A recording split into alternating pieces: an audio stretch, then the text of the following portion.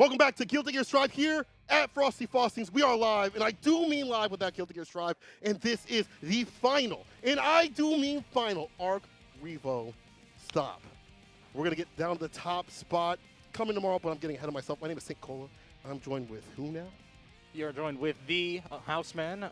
Here's the first time for Frosty Faustings, and honestly, having a blast. It has been a wild morning so far. The pools have been heated, to say the least, thank God, because it is freezing outside. So we have needed this heat to keep us warm in these trying times. But as you've mentioned, the competition is hot. It is fierce. We are in B block right now. So if you are following along in start.gg, make sure you see all the killers that are in the separate pools here. We got Leffen. We got Latif. We got Apologyman. And right now, I'm ready for a bloodbath.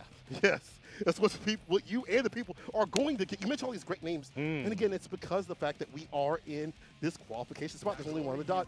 And we're leading into the Arc Revo Finals in March. Oh, man. So now you have players like Jiro coming from Japan. You already mentioned Latif. We have Hotashi out here.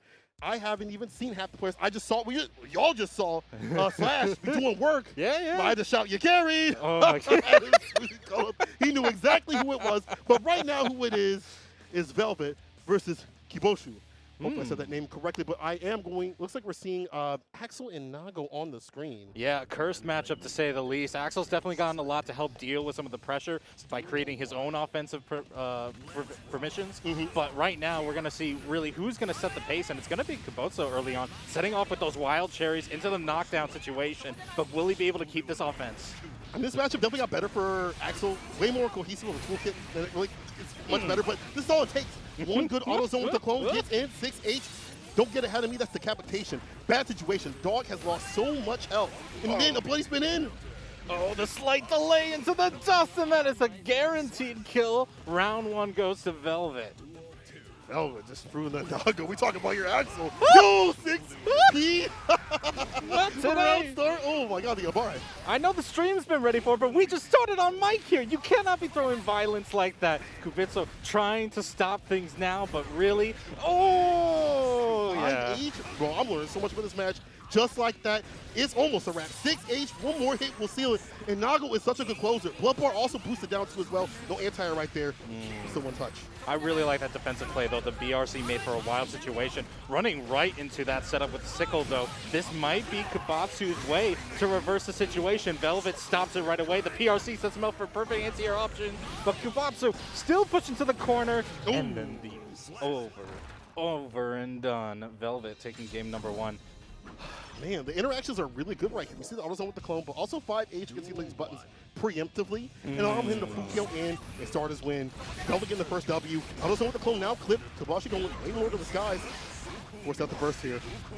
Okay, I like that option with the 2S there, trying to create some pressure. Immediately burst to try to keep the rhythm in their favor does Kibotsu, who right now at least has the corner, but we've seen this before. He might get the knockdown here. He might even get the splat to the next stage. But all it takes is one sequence from Velvet, so you have to be on your toes. Lion dog. Hey, speaking of toes. Yeah, he said, I'm gonna hit those like I'm into those. 2H to seal it.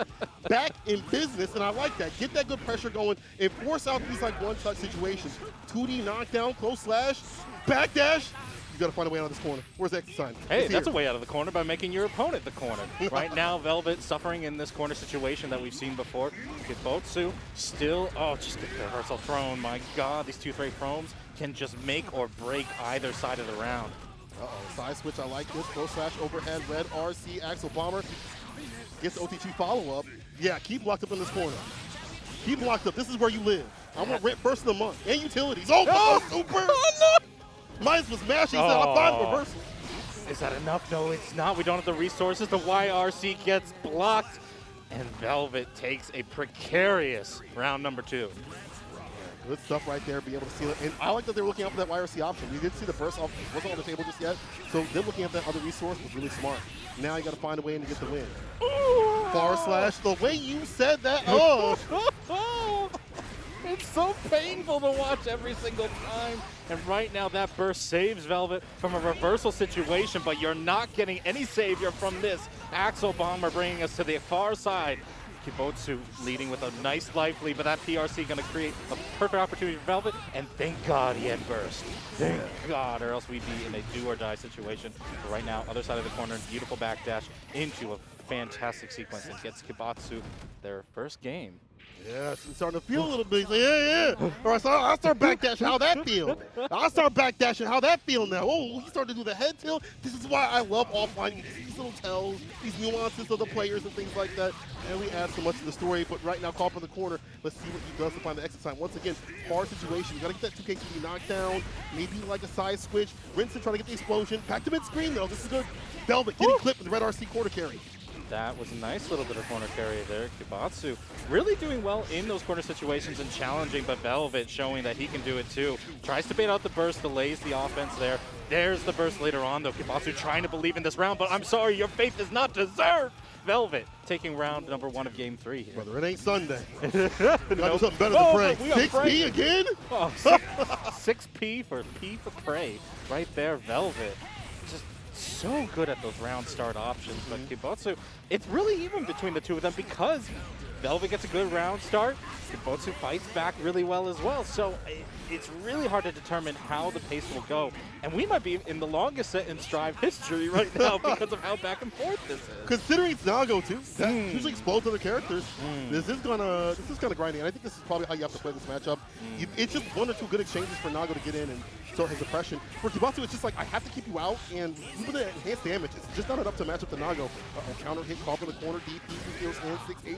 Has to overdrive, has to. You have to dump it because that red bar in the bottom right-hand corner was far too high. What are you doing? And there's a punish, and that's death. Why did you do that? Oh, I think if he was close to get the wall break, he wouldn't be in that situation. But unfortunately, was not close enough to get that. Yeah, I would feel like you would. I mean, we're into the next round. You got to let it go at that point. It didn't happen. I am so surprised he just didn't let the wall break go and let the blood gauge dry. But that's just how it played out. Kibotsu is barely saved around there. It's game to game, round to round. Bloody spin to get in, close slash. Ooh, I like the 6K. If that would have been countered, there would have been a lot more. No 6P there, no anti-air. Definitely seen some switch up in Kibotsu how they jumped in. So I definitely get the pensiveness and see there's the counter trying to go for that button when jump H deletes that. Boom. Reversal overdrive doesn't land. It does. We make a little blood stew out of this. And right now we're back. Back into the neutral here, but of course using that blood gauge just to bring us back into close range pressure. Kibotsu, has made us just kebab. Look at these jump-ins. I've never, and I don't mean this in a negative way, I've never seen a Nago jump, but that may be the way to play in this matchup. You clip some of these limbs preemptively. You've got the range on jump H, jump slash. These are fantastic buttons that have been working out in the clutch to get those counter hits to get in, and Kibotsu knows it. See that anti right there. Yeah, I mean, Kibotsu tries to do that a lot and shows that it gets their own round start from them in that same strategy that you just mentioned.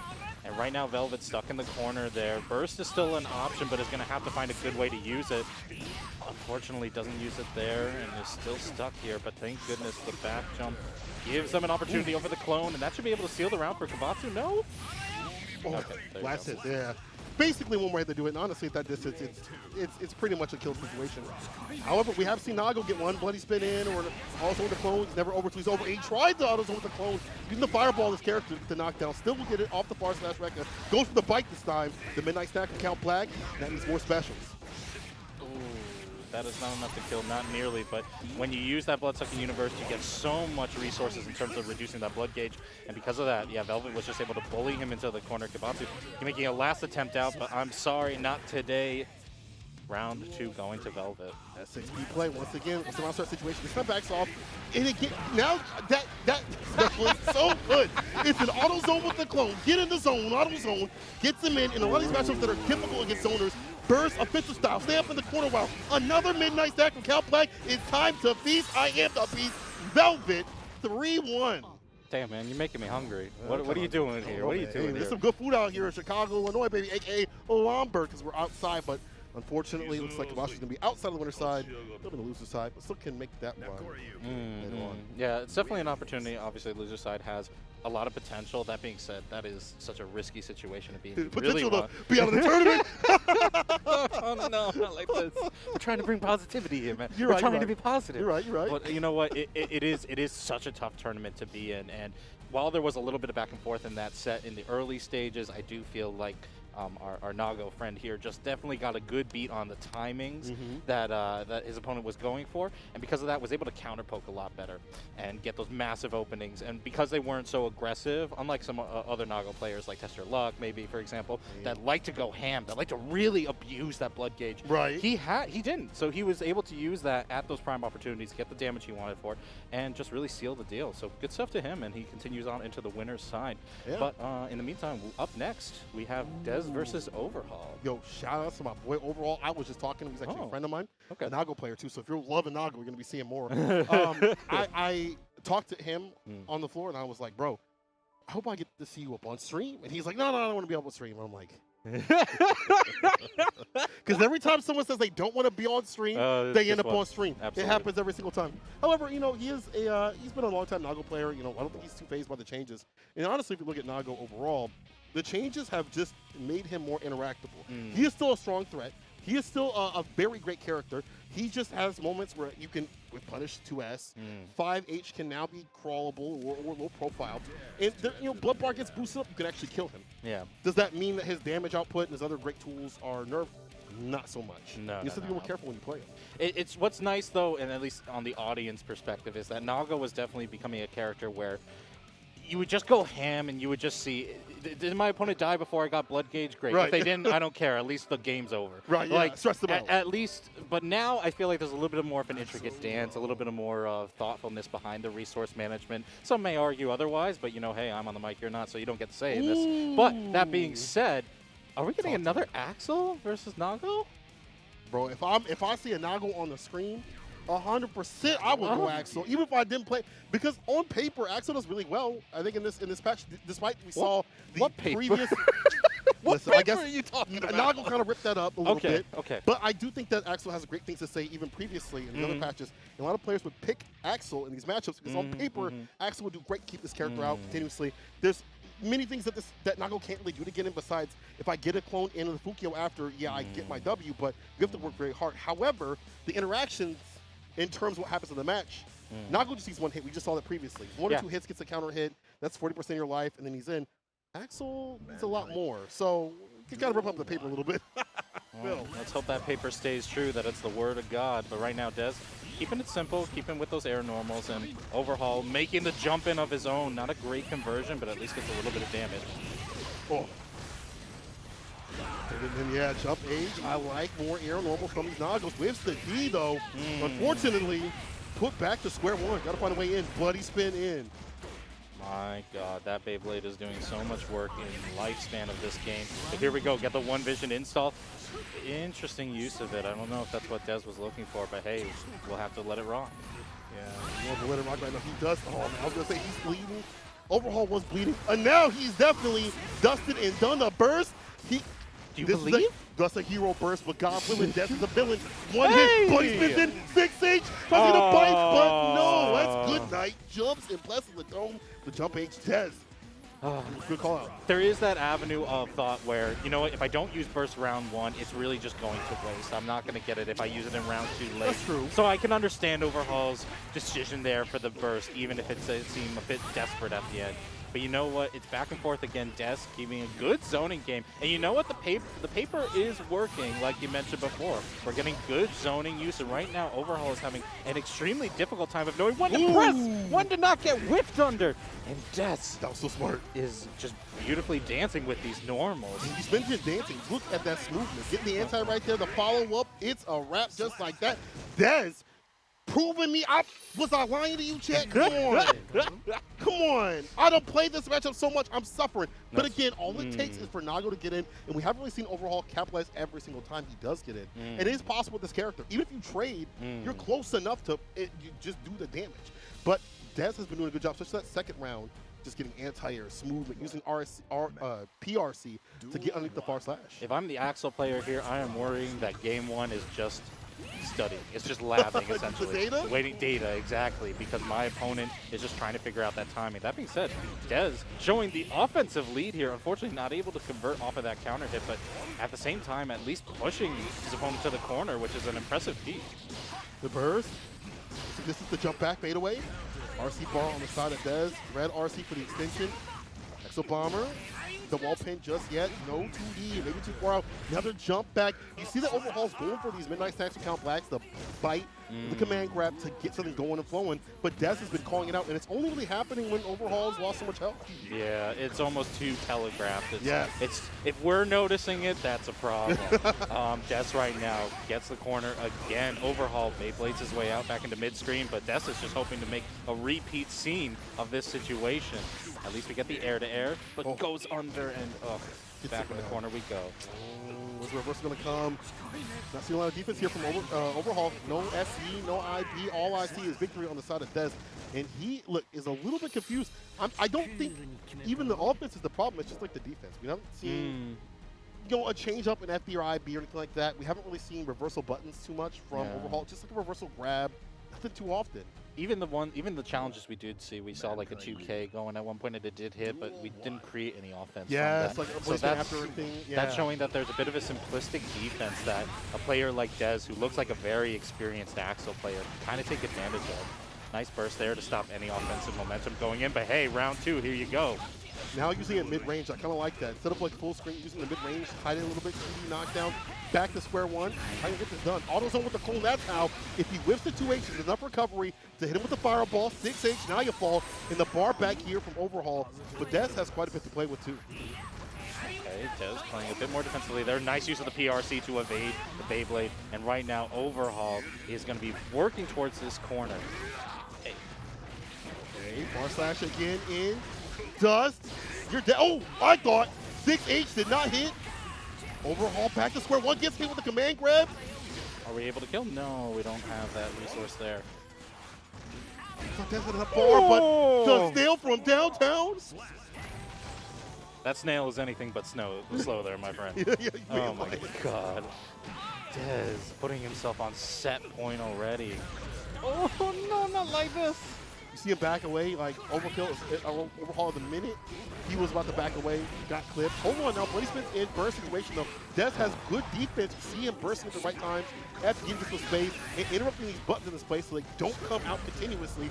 Far slash, nothing after, can't boot kill, the blood bar is boosted up. Oh, he's running into the windmill there. Dez still in such a good situation, basically has the win condition here.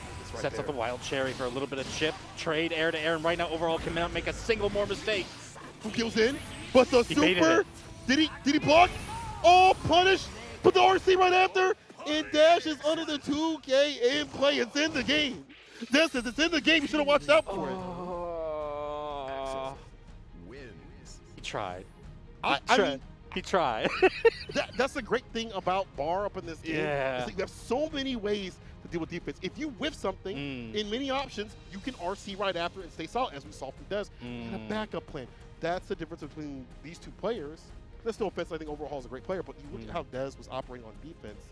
Preemptive buttons, FDing a lot, watching out for the options of the other person, and interrupting Bloody Spin. When that became a problem, he backed up. PRC backed up. There was a level of experience definitely shown on display there, and while Overhaul, I can't say on how he played because I feel like he didn't get to play a lot. Yeah. I feel like Des was so good at zoning the situation. And not only that, but converting that zoning into forward pressure. Bringing himself in when he thought he could maybe unleash a little bit of those plus frames, a little bit of those mix-ups, and then backing off as soon as he thought, no, I'm done. Now it's your turn to get in on me. Right. And unfortunately, Overhaul was just not able to really make that happen. So down to loser's side he goes in a 3-0, but hey, there is still life down there. Because again, we're being positive today. We're trying to show the support. Are we? Brother, it's a shark pit. It doesn't matter you winners or losers. The best way to play is to not play at all. Because it's the last arc revo. Bro, everybody's hungry. And the way that Guilty Gear Strive is now, everybody's a threat. Bro, I used to be able to get in the Celestial mad easy. Now everyone's super sleazy and greasy out here. I see people running mixes and it's like 410, like right before Celestial. I'm like, yo, chill. It ain't Evo, bro, chill. What? But there's not gonna be any chill here. Jiro coming from Japan out here against Meatman. Jiro is, I was genuinely hoping we would get this on stream. Anji fans, Talk to me. you are about to see a good man here, ladies and gentlemen.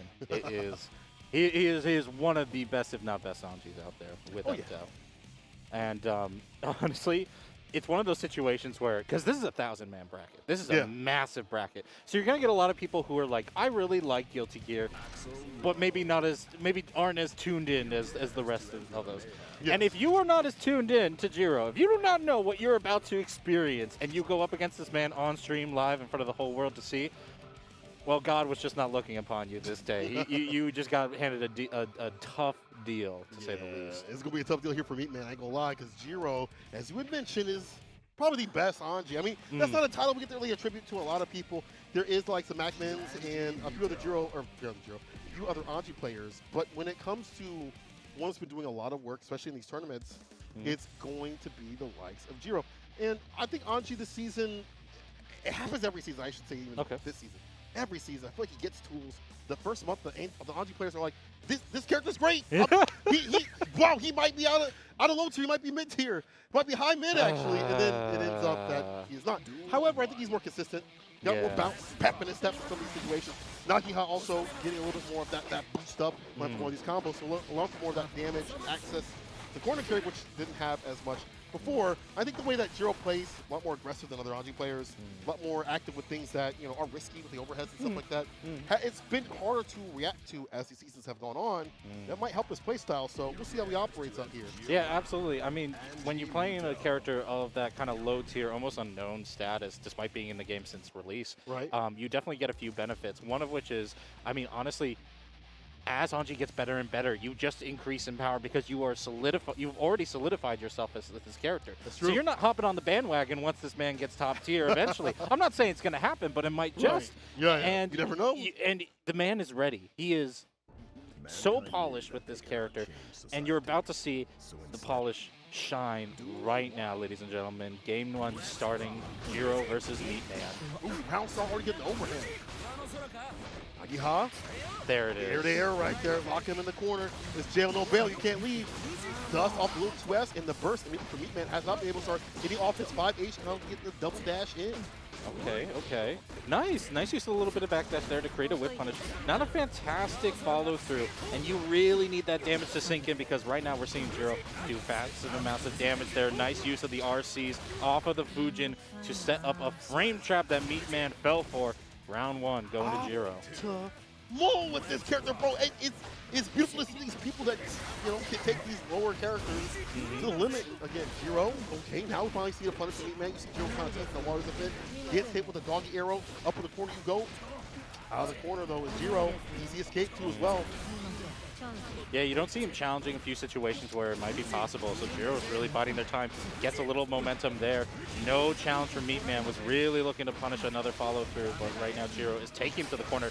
Tomato sauce everywhere on that life bar going through the wall. Doesn't have the tension to follow through, but you know what? Just jumps him back and tries to bait an anti-air. Meatman, though. Okay. So y'all been talking about Jiro, talking about me. Up in the corner, though. The neutral jump, red RC, side switch. He's got the burst, there it is. Yeah, Jiro with the bar and the return. There's no receipt. This over. Jiro with the W. Still had the bar to back himself up to as well with the 5P counter hit.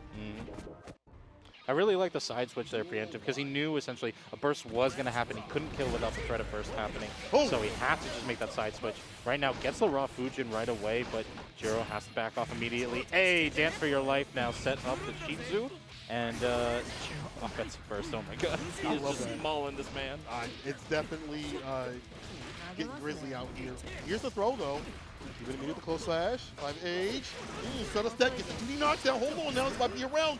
The tech with the here. Jiro and brother. What happened? Brother jump D to switch up the aerial approach. I don't typically see that. Keeps it meaty with the butterfly. Dear that was a jump Lord. scare. Y'all didn't see Houseman. I know. People had a stroke.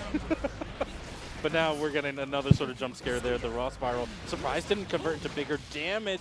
And Jiro right now bringing the heat, bringing the offense, using the RC to extend the damage. Burst not available for Meatman to save himself. And another round goes to Jiro. We're going to talk about how Anji be dumping out there, especially with that bar, bro. I mean, everybody up in Strive do, but when you get the hit, it definitely hurts. And the likes of Anji can smoke you if you're not careful. Low once again, so you don't put that option continuously. Move the overhead. See, I called it. He messed over the corner. These mix-ups on the Rekkas have been mentally taxing for Meatman to say the least. He's gotten it. He's been able to block it properly for a full-on punish. Oh my God, gets the parry! Oh, he was wary. Things are getting scary. Brother, it's Oki time, and you're not fine. Bar at the bottom here for Meatman. Makes it happen with the BRC jump D, doubling down with it, and the throw. Houdini, you can't see me from the back door. Oh, let the man see the screen. He just, that has to be a strategy there, Jiro. Just go into the skies, delaying that fall so that Meatman couldn't exactly see which side he was going to land up. But you know, who cares? We're on the ground now. 2D to start a situation. Jiro says, nah, not today. Burst right away. All right, 5H. Tries to take back the turn. Already getting the counter hit, and then again the pop-up. Ko. Bro, look at the double Ko combo. And the jump D2 as well. That was Flip fantastic. that.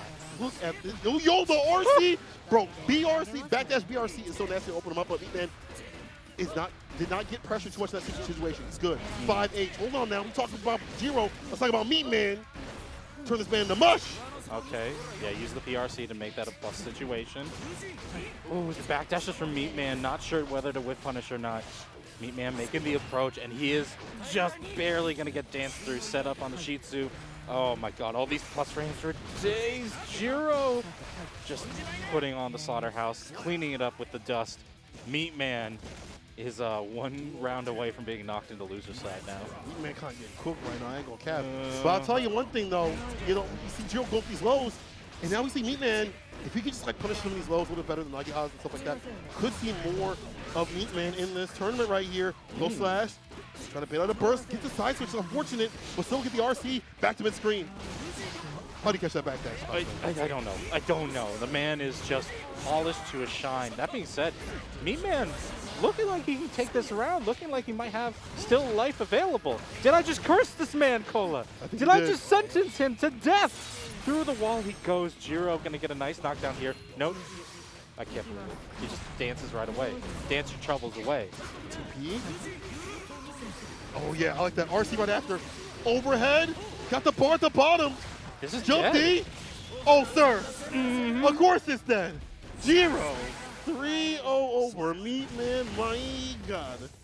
That man, just with positive bonus, did a 3-bar sequence. That was a 3-bar pressure into frame trap, into kill sequence. That is polish. That is finesse, and that is experience. Yes. Oh.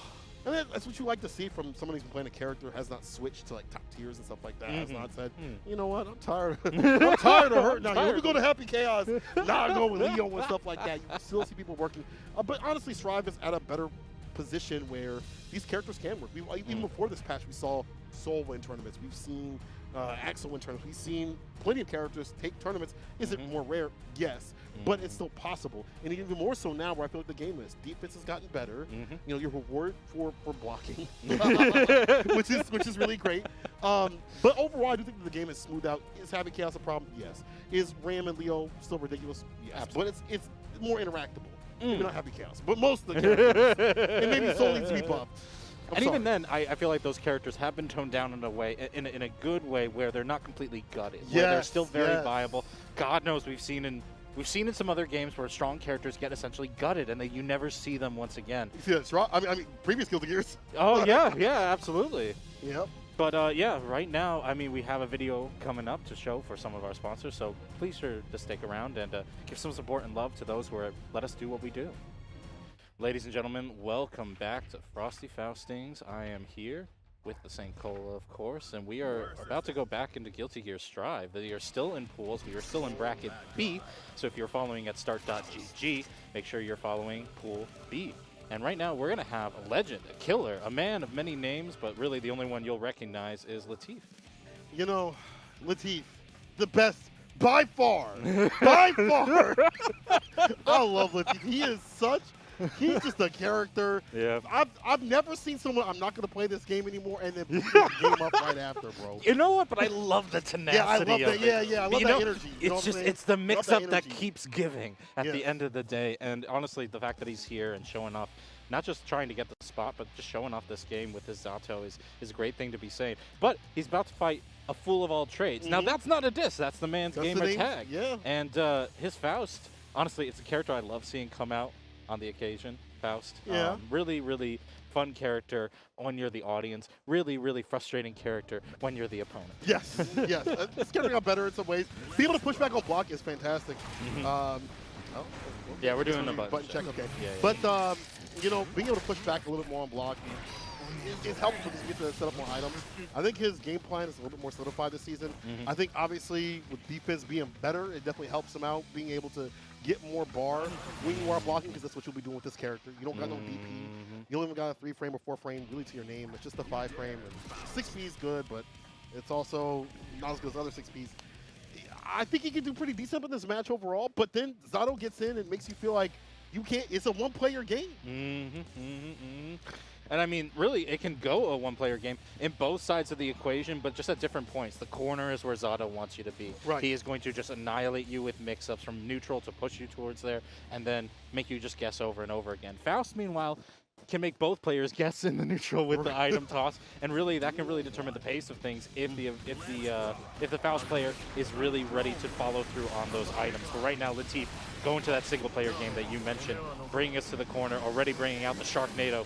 Sets up himself out for another pressure sequence, but immediately full bursts. Yeah, he's over burst. Gets a gold though. If even able to spin 5 situation, and is careful. The bomb blocks it out. Latif is that guy. This dude blocked out the bomb, still got the wall break.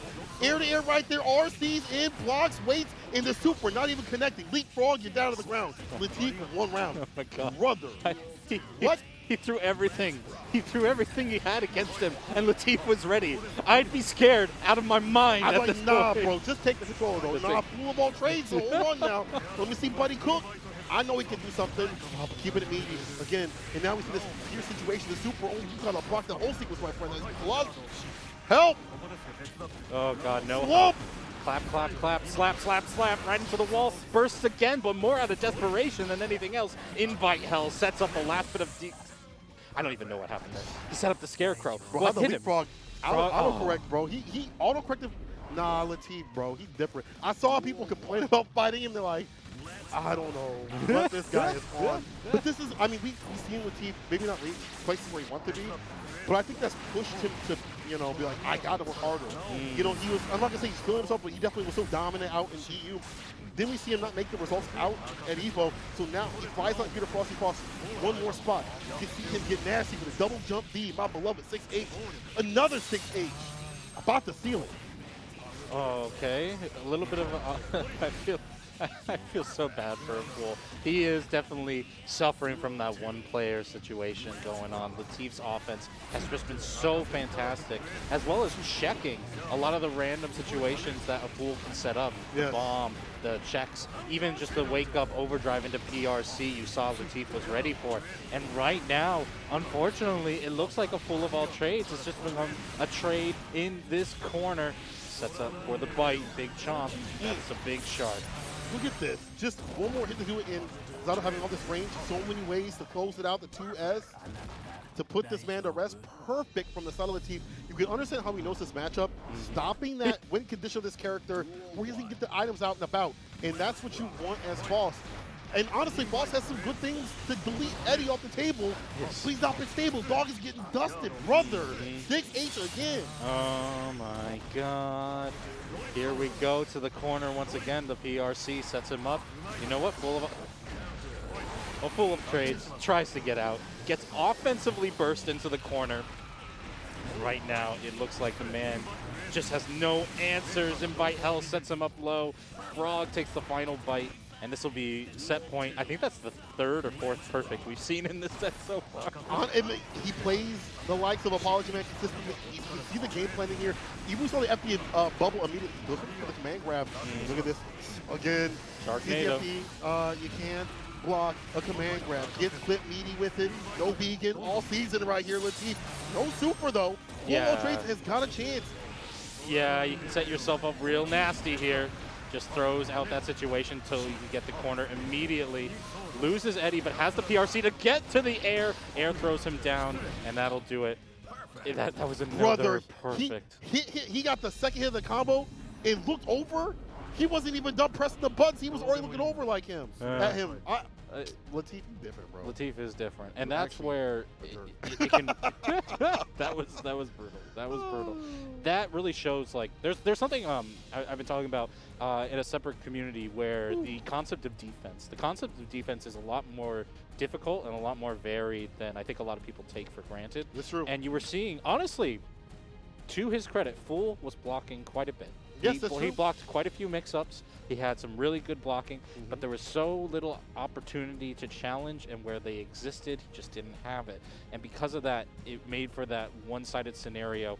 It made that potential for the one-sided scenario a reality, and like it sucks to see, and it sucks to be in the middle of. Right. That's really that next step. If you want to be closer to Latif, if you want to get closer to getting not knocked into losers by Latif, you have to have those challenges, and you have to be able to follow through on them. So unfortunately, right now, the man will have just learned his lesson and be sent to loser side for it. But good for showing up anyway. Thank you to everybody for showing up for Frosties today. And, well, let's hope you enjoy the next set we have coming up.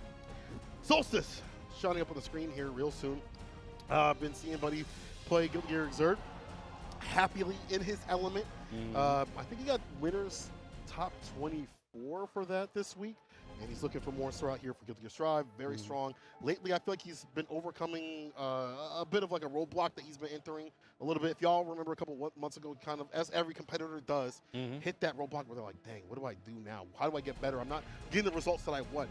That's what you're supposed to hit before you get that big revelation on how you should play or what you should be doing. So Solstice, I feel like, could be shining out here. You know, has been emboldened by the tournament series of TNS. Yes. Shout out to them, obviously, maybe that's what channel you on. But also, you know, like the Series E. You know, you got the best competitors out there. We're also better to grow. I will say kudos for this game having such a strong online scene, because it really does set you up to play against stronger and stronger opponents.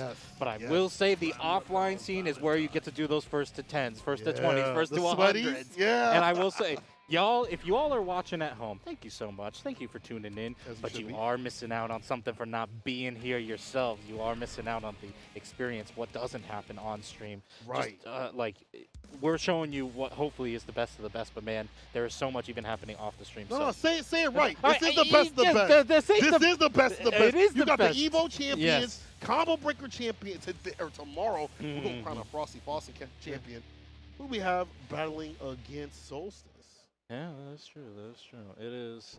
Yeah, we were so hyped ourselves up. It's going to be Ram versus Axel. A matchup which used to be, I think, one of the worst matchups in the game, was it not? Ram versus Axel used to be really, really bad.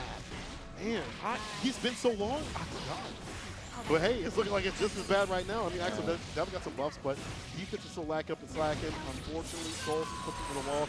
Zignoe, gotta do something. Let's with the 5K. Okay, hold on now. We're not done yet. Explosion with the Rinsen.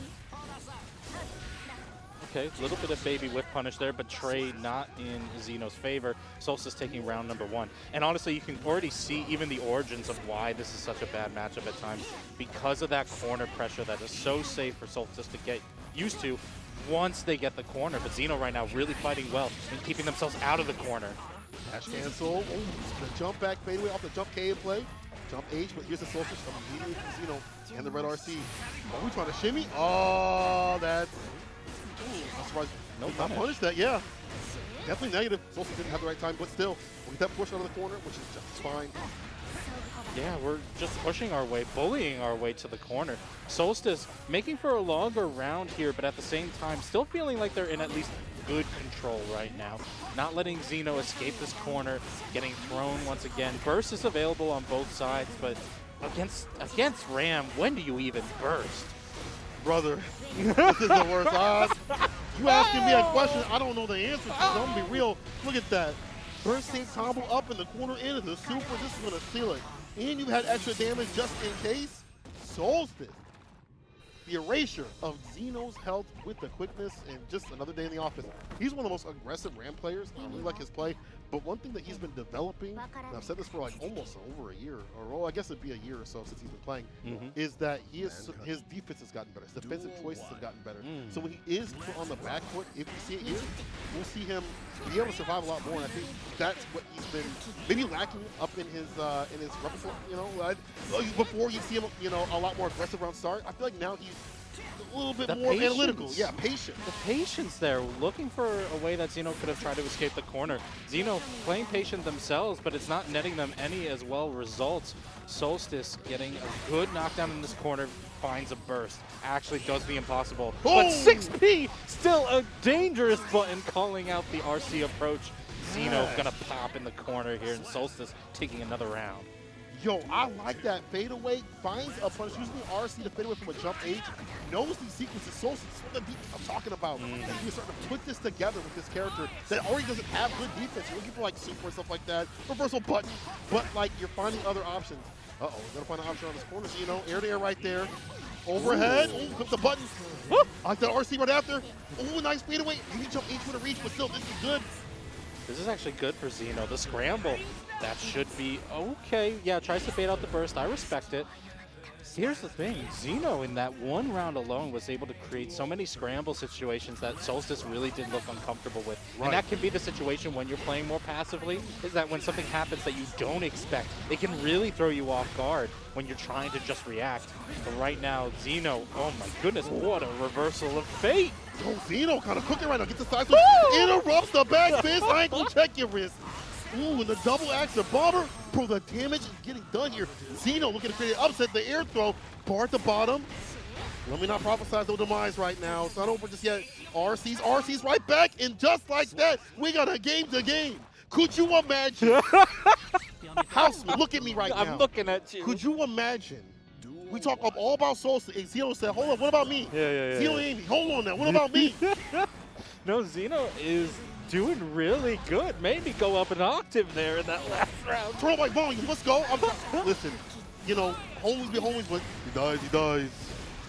And Guilty Gear Strive has definitely shown us a lot of new threats out here, but the last hit, the record connects. Yeah, I feel like this is the part where Solstice goes, you know what, forget this, I'm going all in. Yeah, there's that upward more of aggression. You see a lot more activity, denying the RC. Solstice said, halt! Who goes there, criminal skunk? They don't know about that. We only know Skyrim. Oh my goodness. Okay, here's the thing. We were praising Solstice for their passiveness. At the same time, I do feel like this is a matchup where if you give Zignoe an inch, they'll take a yard. Yeah. And right now, it is kind of showing the few moments that Solstice does bring things to a bit of a slow. It doesn't go in their favor. That corner pressure is going to get started. Nearly baits out the YRC, but they were jumping, so they got pushed back a little too far. That being said, Zignoe still looks to be in a strong position, at least able to challenge, but Solstice has them in the corner once again. Wreck sequence. Ooh, got clipped from the tip, and that's it with the burst punish. Too high up. You're too high to fly. You're not cleared. I'd put up my arms too. Oh, cool, my opponent's Rekka, and I died. Yeah, you know what? I would have bursted there. Don't worry, I would have bursted there too. Don't worry. I would have mashed that sucker. I'd have been with you, respectfully. Now, Solstice up 2 games. A lot more of that aggression you were talking about previously. No more passive. I like that you pointed that out, because that's what it honestly should be about with this match. Get aggressive. Ram puts you up in the corner for a counter hit, and then just goes to town. Yeah, I am feeling back in the old days of Season 1 of like that corner being the make or break. Jesus! Oh, jeez! More about the murder she wrote, bro. I'm dead. I'm dead. So Zignoe! The set point right here for Solstice. Zignoe can definitely make a return overseas. We've seen them fight back. They just have to find these few hits. We've seen them, being able to find some of these damaging sequences, but Solstice is so deadly. Oh boy, yeah, and you can. The soul has been taken. That is the one burst opportunity that Zignoe has. We're gonna try to keep it full screen. Beautiful fake out on the neutral jump there. But right now, Solstice is still crawling in. I like that back air dash just to call out the 6P. You're trying to make slow progress out of this corner, but Solstice is coming. Yo, the 2D and the super. Death comes to all. Solstice, 3-1 in the set. Honestly, though, props to Zignoe. Yeah. Props to Zignoe for taking that one game in really strong fashion and showing Solstice like, hey, you're not practicing on me. Yeah, You're not trying this out ain't on gonna me. be free. You're gonna have Nah. to. You're gonna have to take this match from me. Yeah. And lo and behold, Solstice did. But it was hard though, It right? was hard. It forced Solstice into that more aggressive sort of style, where obviously he thrives more. But at the same time, like you can't be passive. You like you gotta come to me. You gotta fight me. Yeah. Fight me. Fight me. Take a swing. Come on. I'll let you swing first. That's what Solstice did, and he got this win. However, I do like Zignoe playing that matchup pretty dang well. A lot more of the aerial approaches with the stale right after. I think trying to get the knockdowns. Just wasn't able to like RC and get out because we see Solstice backing up, looking for that option, and now looking for more matches. Zignoe going up against 40% flash kick. Shouts to Zignoe, one of my homeboys out here still. No, wait, maybe not running Eno. I think he might be running Ram. There was a time where he was running Eno. Okay. And then he played Ram. I'm not sure who he's playing now. I'm not gonna lie. That is quite a drastic change in characters, to be, if I'm honest. Both of them have pretty strong pressure, but brother, what? Did you just see him he de-rolled? He dropped his tape, and then you heard the sound. It was like, boom. I felt that was like a Dragon Ball Z. Like, let me the weighted take clothing. off the weighted clothing. Oh my God! He pointed at me. Oh, I'm swooning here.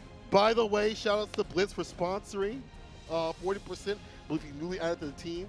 And, 40%'s been working a lot of games. He's been working on Guilty Gear, Street Fighter, a lot of games. Yeah. He's been working out here. He is a inter-game member of the FGC. You definitely see his name anywhere if you are part of more of the online scenes. You definitely recognize the name 40% Flash Kick. Yes. And he was even doing work early on in Strive. I think maybe juggling a few too many of those games has kind of maybe, I don't want to say stunted his growth, but maybe not allowed him to accelerate as well as he might have wanted to.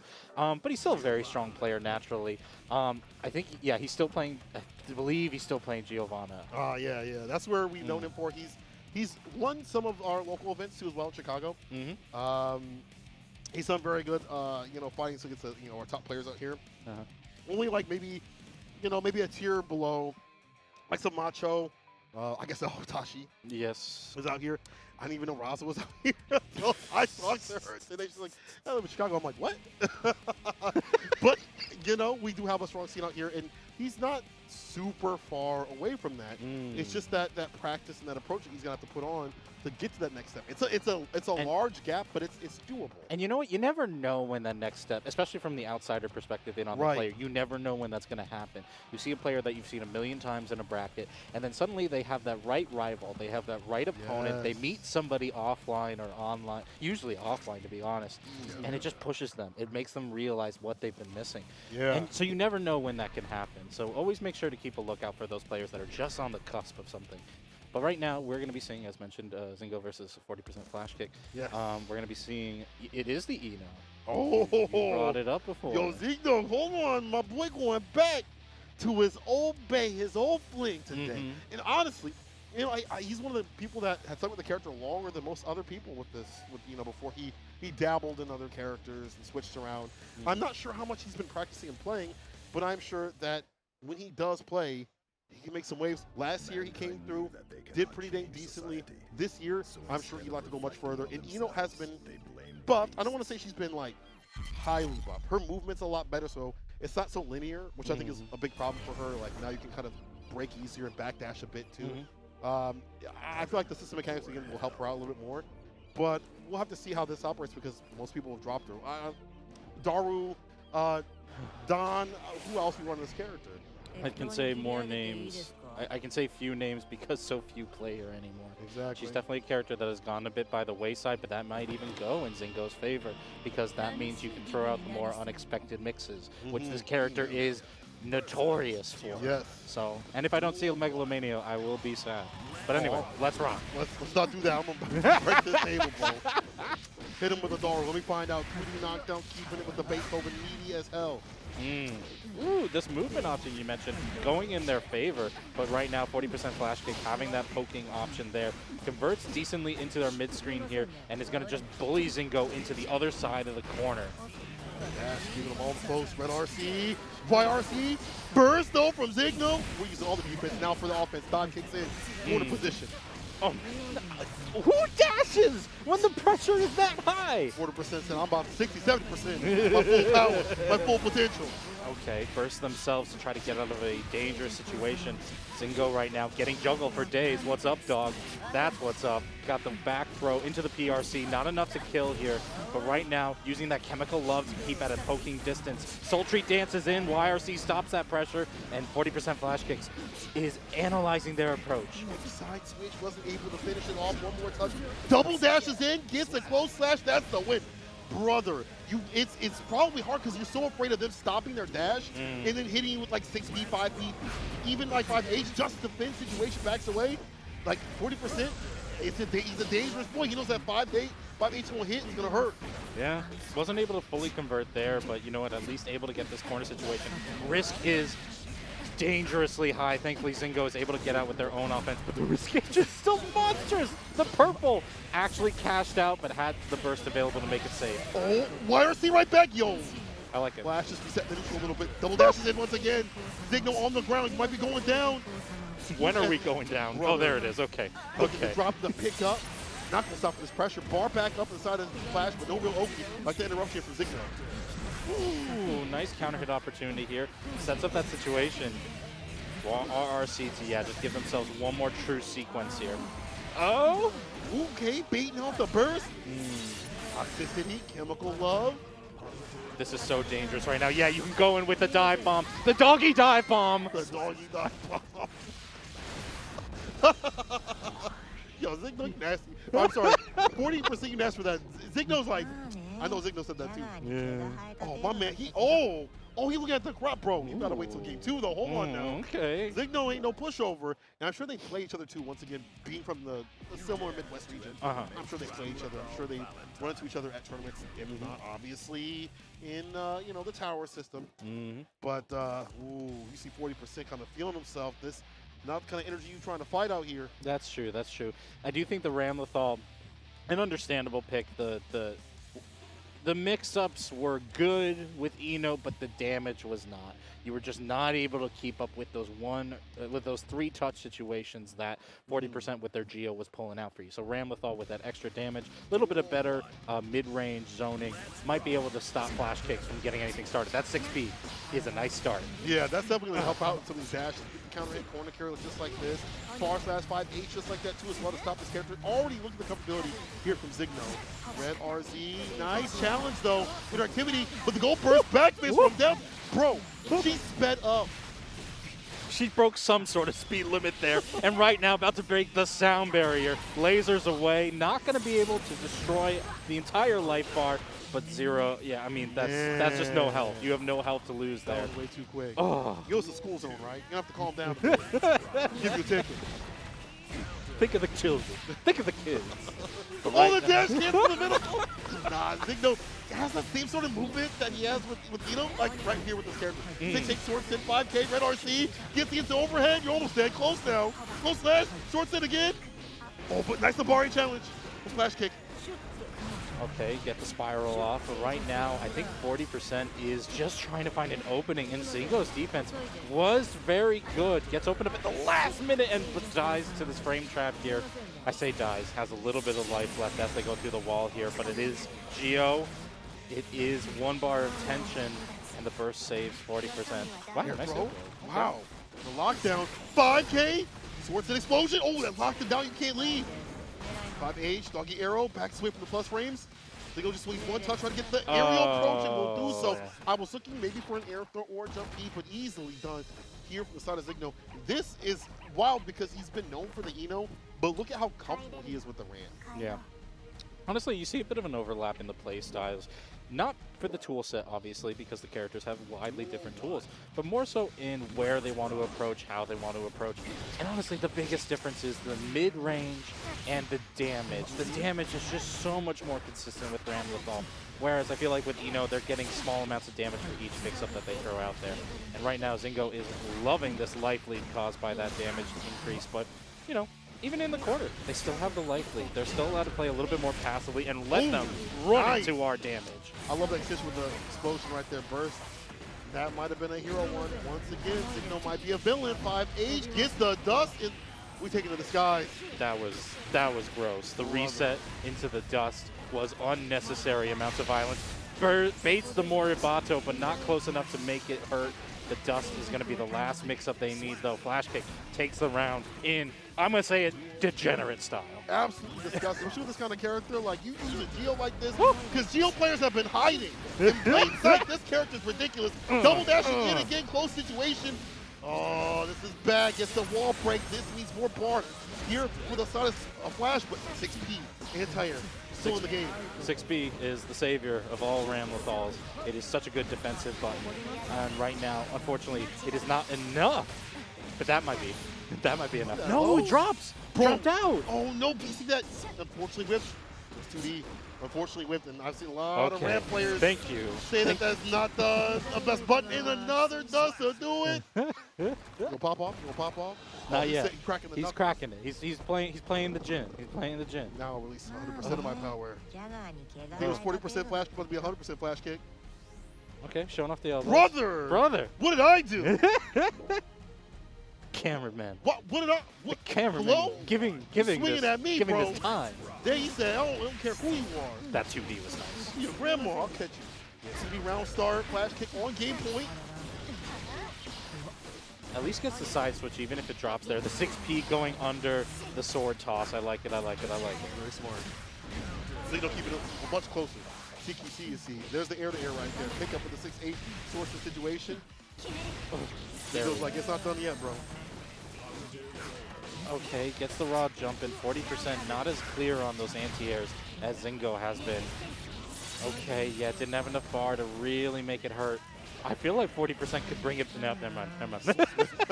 It's so hard. Like, you know, when you get the transition to the stage and, you know, T outranges you, it's difficult to fight back without, you know, being split. I want to take that trade if it did happen. Have more health in that transaction. 2KTD, and here we go. Back fizz, in close slash. Whiffs, but still gets picked up with the far slash again. Catching him his back dash and his back movement from 40% more Bato for the Oki. Yeah, let that bomb go there. Gets the advantage. Has to defensively burst there to try to get an opportunity. But yeah, Zignoe jumping back perfectly, landing on top of Flash. Tries to get dirty with their own dust, and Flash says, nah, I recognize that orange flare. I'm going to block that. Interesting. Trying to bait out the Moribato there. Still gets in again, does 40% flash kick. Oh, another counter hit. Not dead, though. I think Flash had the bar for the super. RC's right back, and he will do it. The flip. Zig is still in. If you're 40%, you got to be thinking, maybe I'm feeling myself a little too much. Maybe I should be looking at my bar. Maybe I should take the kill where I can get the kill. Oh, man. Tomorrow in the future, he's like, oh, right now I have to go 110%. Hang on there. Hang on there. I have to go even more powerful. We got talking between each other? Yeah, hold on, yeah. I don't No friendlies out here. This is No. our Revo. Y'all can be homies afterwards. Only one of y'all gonna be smiling. I ain't gonna front. But I will say it's game to game right here, all tied up in both aggression, in both, you know, in terms of play style and in points. Oh boy, that 6P round start coming there from Flashkick. Unfortunately, fate has been reversed here as Flashkick is getting pummeled in this corner. Sent through, not enough tension to really BRC right away. Has to burst off of that counter hit though to save themselves. 40% Flashkick getting more. Ooh. Red RC, sword situation. Ooh, and that is it. Set point on the side of Zig. Listen, if you lose 40, you got a hand, buddy. That coat. It's just the way of the game. It is the way of the game. Right now, 40 trying to save himself from the loser's side though. Gets in again on Zignoe. Yeah, uses the dust as the follow through. I like keeping the tension because now, no, we don't use the BRC. We just try to counter poke here. There's the BRC. Flash, the red RC, dust. Can we jump? Carry. The wall pin, dash up, dust to do it. This man's dust button has to be weathered at this point. That thing is broken. It's a crater. It's not even button. But that takes us to the final game, final round. Zig, flash kick. This is a mid-best classic.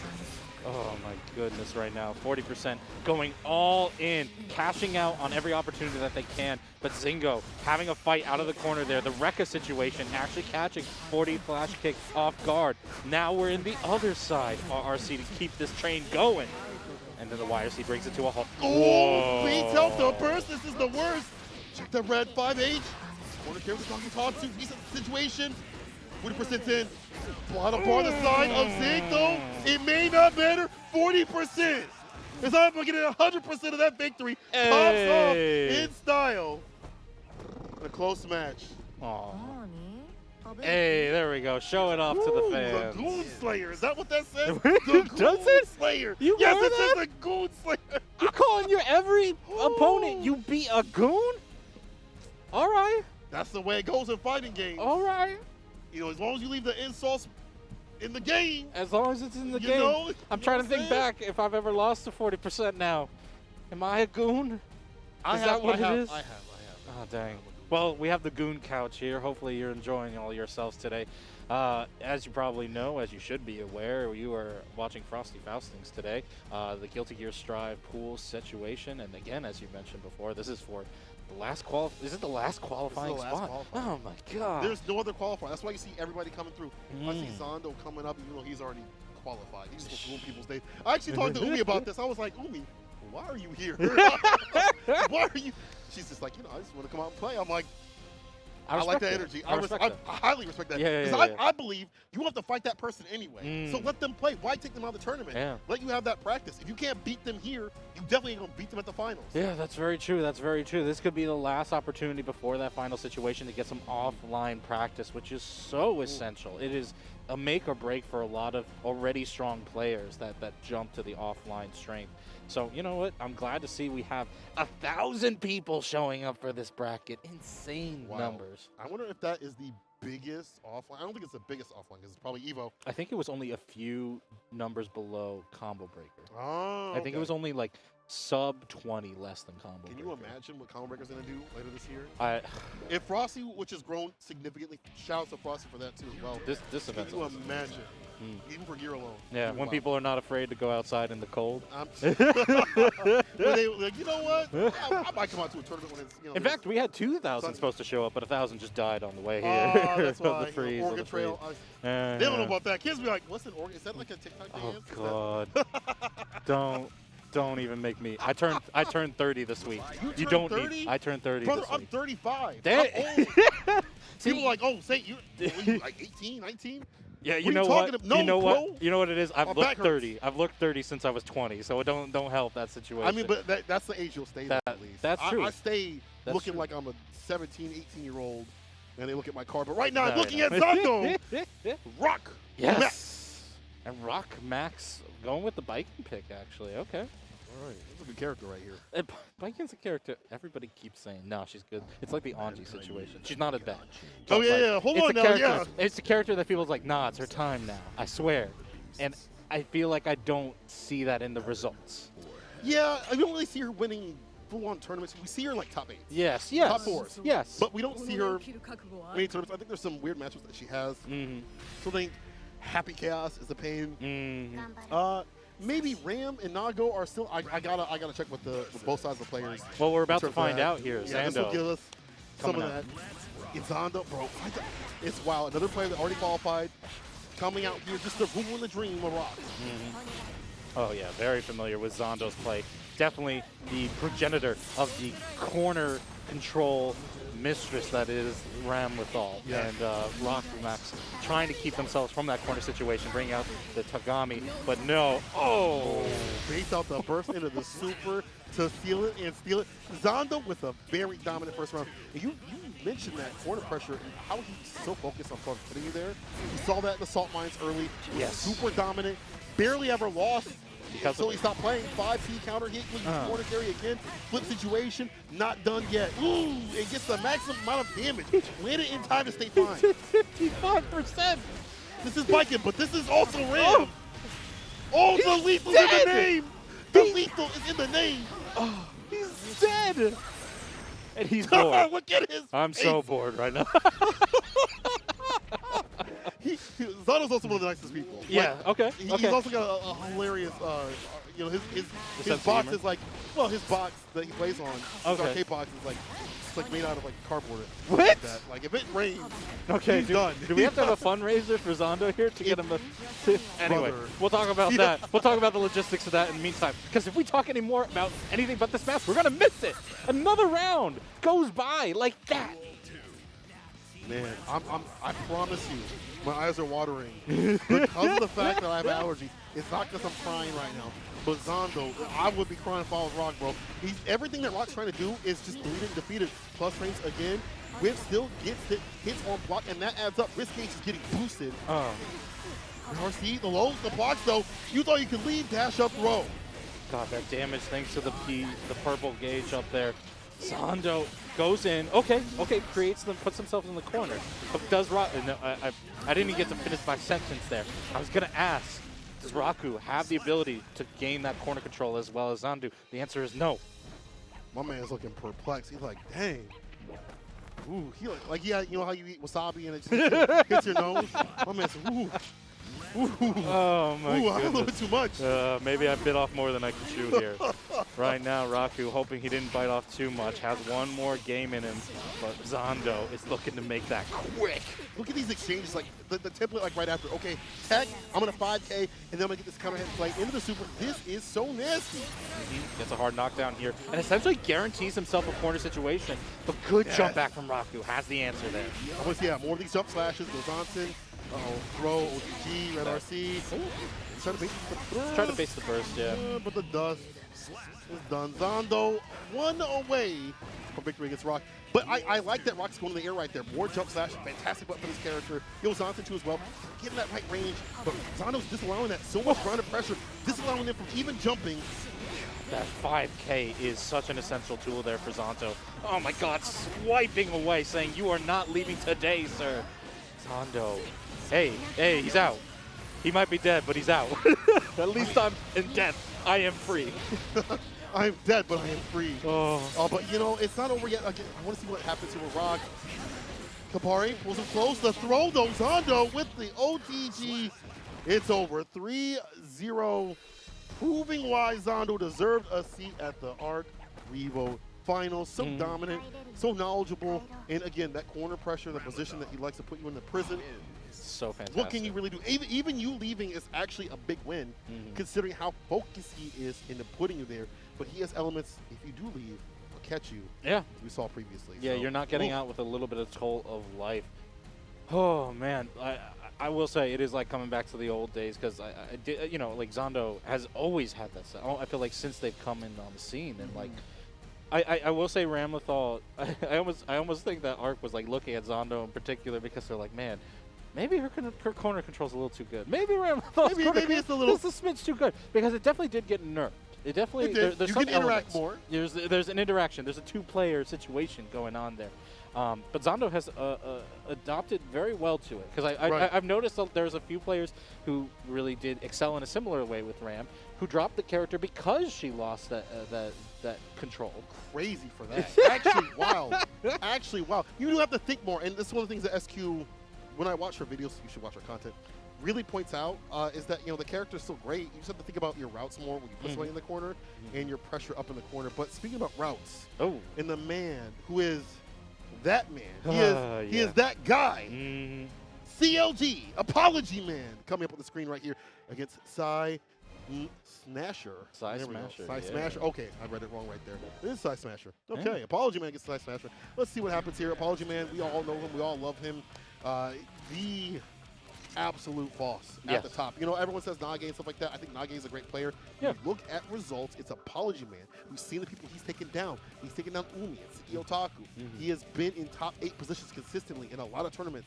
He's won first attack last year, which was pretty dang good. People don't know about the PR scene. PR scene, they kind of good out there. Yeah, if you don't know, you should get knowing. But honestly, most people at least know Apologyman because he puts on such a good show in his play. And I feel like that's something that is underrated, both in terms of like the audience perspective, as well as in terms of the actual gameplay. Because anytime you're fighting an opponent who's putting on a show on you, don't feel like you're being made a spectacle of. Just hope that you're reading the script. Because if you're not reading the script, yeah, you're about to be made a fool of. And hopefully PsiSmasher has a good answer to it. I thought I saw him picking the Goldlewis. Goldlewis. So a character that actually has been seeing a bit more results because of their strength and toolkit.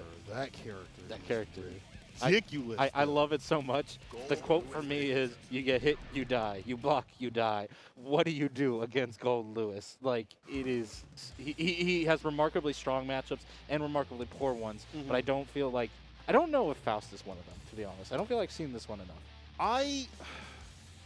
I don't know because Goldlewis is, like, as you point out, it's kind of a weird character. Mm-hmm. Feels like there are bad matchups that he has, but once he gets in, that's damn near his win. It feels like the matchup don't matter. He just has to hit you twice, maybe 3 times if you want. If you get a little lucky, you know, got a little boost on the health.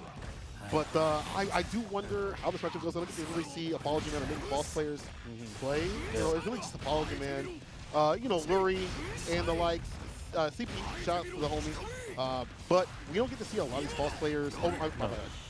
Papel. Yeah. Oh, yeah. I think there's another one that I'm missing, but there's not like a swath of these players coming through. Yes. I don't get to see them particularly Series E. So I'm wondering how this match is going to operate. You have a lot of long range tools. You can from both whip sides. punish from both sides. Yeah. You can whip punish, you know, Goldlewis if he whips the BT. That gets your items, you know, going and, you know, flowing and stuff like that. You put out stuff on the screen. Is it going to add up to a lot of damage? Probably not. Situational stuff, yes, but you have to hope that the RNG is in your favor. However, you point out Goldlewis having a lot of good screen options too. A lot of good screen options. Being a little extra tanky, which means maybe some of those more random situations might not lead to a scenario that's guess for game, whereas it just could be 2 more guesses for game instead of the 1. And yeah, that damage from Goldlewis is undeniable. You let this man in and he's about to shake your world. That being said, you can describe that for Apologyman himself. So like, it's fairly even in that regard. So we'll have to see how it plays out. Ladies and gentlemen, game number 1 starting now. Apologyman, see, there's that whiff and the hit came with the BTs. Got little mini-me's coming through. Ooh, the jump deep, but still, he's on duty. Yeah, forcing the block to the 2K, almost got the 2D, but side, going for that burst. Yeah, really doesn't want to let anything to get started. What a clash! And you see him ready and steady with that trade combo. Bro, gets a 10-man tool, follow-up, brother. This dude is cooking. Uh-oh, someone didn't read the script. We have the RC trying to bait the burst there or the reversal. Super. Nice use of the PRC to make a little bit of a side guessing situation. Apologyman making the approach with the BRC. Mini Faust is there, but not even have to be a part of the sequence. Apologyman is such a well-rounded player. You see him utilizing the bar very, very well for movement options. Follow 6, he gets a knockdown, gets an item 2 as well. Another counter hit, careful of the bombs on the ground. So we see the Lunchables stay afloat for a little longer. Ooh, there's the anti-air. Very nice stuff. Hey, but you know what? We got that Sky. So Skyfish right there, being able to get the cat out like that. Try to find the jump D. Possibly for a knockdown, caught the backdash, careful for the bomb. Oh, wow, we're just swinging. Bomb's still there. Nice block at the last second, but that does give Apologyman a way to get in. The mini-me's coming in. Oh, my God. Such chaos all around. Stop the Roach. Nice block to the overhead. Oh, my God. Block again. But you see, you lose. As you block, you lose. That's what we had to see in a party match right here. Apologyman gets some distance. Potassium. Put down on the screen. And who's going to get the follow-up? No! No! The march was coming and he wasn't ready for the parade. PsiSmasher still has an opportunity. Not off of that, though. Not off of that. He's not fighting for my life. I'm glad we're not the only ones sweating over here at the end of the day. When you fight Goldlewis, because there are some good moments from Sai, I'm not going to lie. He knows that he can get in and get them knockdowns. Apologyman had to block all those sequences. And you know what? That adaptability has to be part of your toolkit if you're a Faust main. You have to be ready for what item is coming up, what sequence you want to pull. And Apologyman working really well around these adaptations. PsiSmasher able to get in though. Give him a nice normal throw after the Behemoth Typhoon. There comes in Thunderbird doing. Wow. Whoa! Reversal super. Interesting. Yeah. Hey, gets him on the corner. You pointed out you not want to be close to this character. Long distance relationship. But you know what? I do really like that because it called out the second swing of the Behemoth Typhoon, which is a little more telegraphed. PsiSmasher trying to bait out a burst there, not coming in. Apologyman being slowly pushed into the corner. Trades on the anti-air slightly in his favor, but even then, PsiSmasher is getting in. This should be guaranteed, yeah. Yeah. He's not going to burst there. It's just too hard of a risk. Apologyman will let that round be. Yeah, he's like, this is fine. Next game, next round. Would have bursted. You might have to come back, but honestly, put up in the corner against this character, not good. Tons of fun. Get the knockdown in the aerial approach. Caught up in the corner. This is where Goldlewis suffers, up in this corner position, and where Apologyman works. See me in my office. Get to see that fun little face one more time. There it is. Goes through the wall with that. Gets a good knockdown here, and it's actually going to go in. Had the throw to set up the bomb on top of his head, and that'll get the sequence he needs. But there was burst. There's that bar at the bottom here. Apologyman. Good RC teleport if need blocks out the pain parade. RC's in. Blocks the overhead. YRC take the turn back. Get that 2D knockdown. Nearly tries to skewer him. There's the skewer, but couldn't fully connect. Lands the overhead. And Apologyman gonna take round 2. You can't see it, but every time that he wins a match, he just lets out the heaviest aside. He's just like, oh God, because he knows if he gets hit, it'll be over. Like, if this character gets close enough, these PTs have been defensively done, and a tons of fun knocking him down, just allowing that. In the overhead too as well. Apologyman will kill the dinosaurs. Follow up. Ooh, okay. Apparently Mini-Me killed the dinosaurs there. Faust right now playing a little bit of soccer back and forth with that bomb, but nice. I like that burst there. Keep things on this side of the screen. Explosion. Oh, Mini-Me once again cuts out the situation. Luckily the Gat recovers in time. Goes back to bomb. To the Toolman, just laying down some pressure and approach. And again, that's when you see him going in. Being able to react to the items is so important for this character. Quick find the finish. RC's what's up for the burst. RC's again trying to get that trumpet. He's like, I don't want to deal with it. Oh, the Mini-Me's are coming. Doesn't combo off of it though. At least able to get a blue combo here. Interesting enough. Psy. Yeah, gets it with the Sky. And right now, Apologyman is in a dire situation. No burst able to save him. Oh, we're trying to 6B with the Lunchables. You can hear the audience gasp on the other side. PsiSmasher able to take a game off of Apologyman. And we're 1-1 in the set. Osaka cooking, and once again, it's about putting on that pressure and that approach. And that all happened right there. That in-sequence happened because of Apologyman's own item. But Psy being able to capitalize. Uh-oh, no surprise. It's going to be a follow-up on this nasty combo right here. Sitting out the Afros trying to look like me. Hey, it was looking good at it at the very least. Explodes off of the hairpiece though. Thunderbird coming in, trying to clear the screen, but Apologyman has been really good at avoiding Thunderbird. A remarkably strong tool from Goldlewis. So shout-outs for doing so. Nice extension off of the RC there. Puts him to the other side of the corner. Gets one last mix-up. Okay, back Finish off. this. By the overhead. 2H for the... There it is. There's the overhead. If you jump, if you try to duck, it's over in a wrap like that. Apologyman. Okay, back in business. But this could all go away with one good behemoth play. All it takes one good knockdown and a few sequences. We haven't really seen Psy go for some of these mixes. Seeing Apologyman with a batter up. I do like throwing in full screen. Full screen is definitely where you want to be if you don't already have the, if you have the light fade, just because why bother trying to let this man get in? Give him a shave instead. Apologyman putting him in the corner, setting the hair ablaze. This will be able to combo off of this blue combo. Batter up. Ooh. Wall break. Psy hold on to that burst for damn dear life. Sets out the Skyfish. That jump behemoth. Whips the 6P. Still, Apologyman, one good touch, and he'll get it right there. Red RC, base up the burst. You know what it is. So let's take a breather. Then. Look at it. He said, let me take a break too. Let me take a walk around the venue. Well, I think Apologyman is adapting very well to PsiSmasher. Every jump in has been anti-aired. Every approach has been countered. And sure, PsiSmasher's getting a hit or two there, here and there, but it's not the big damage that he needs.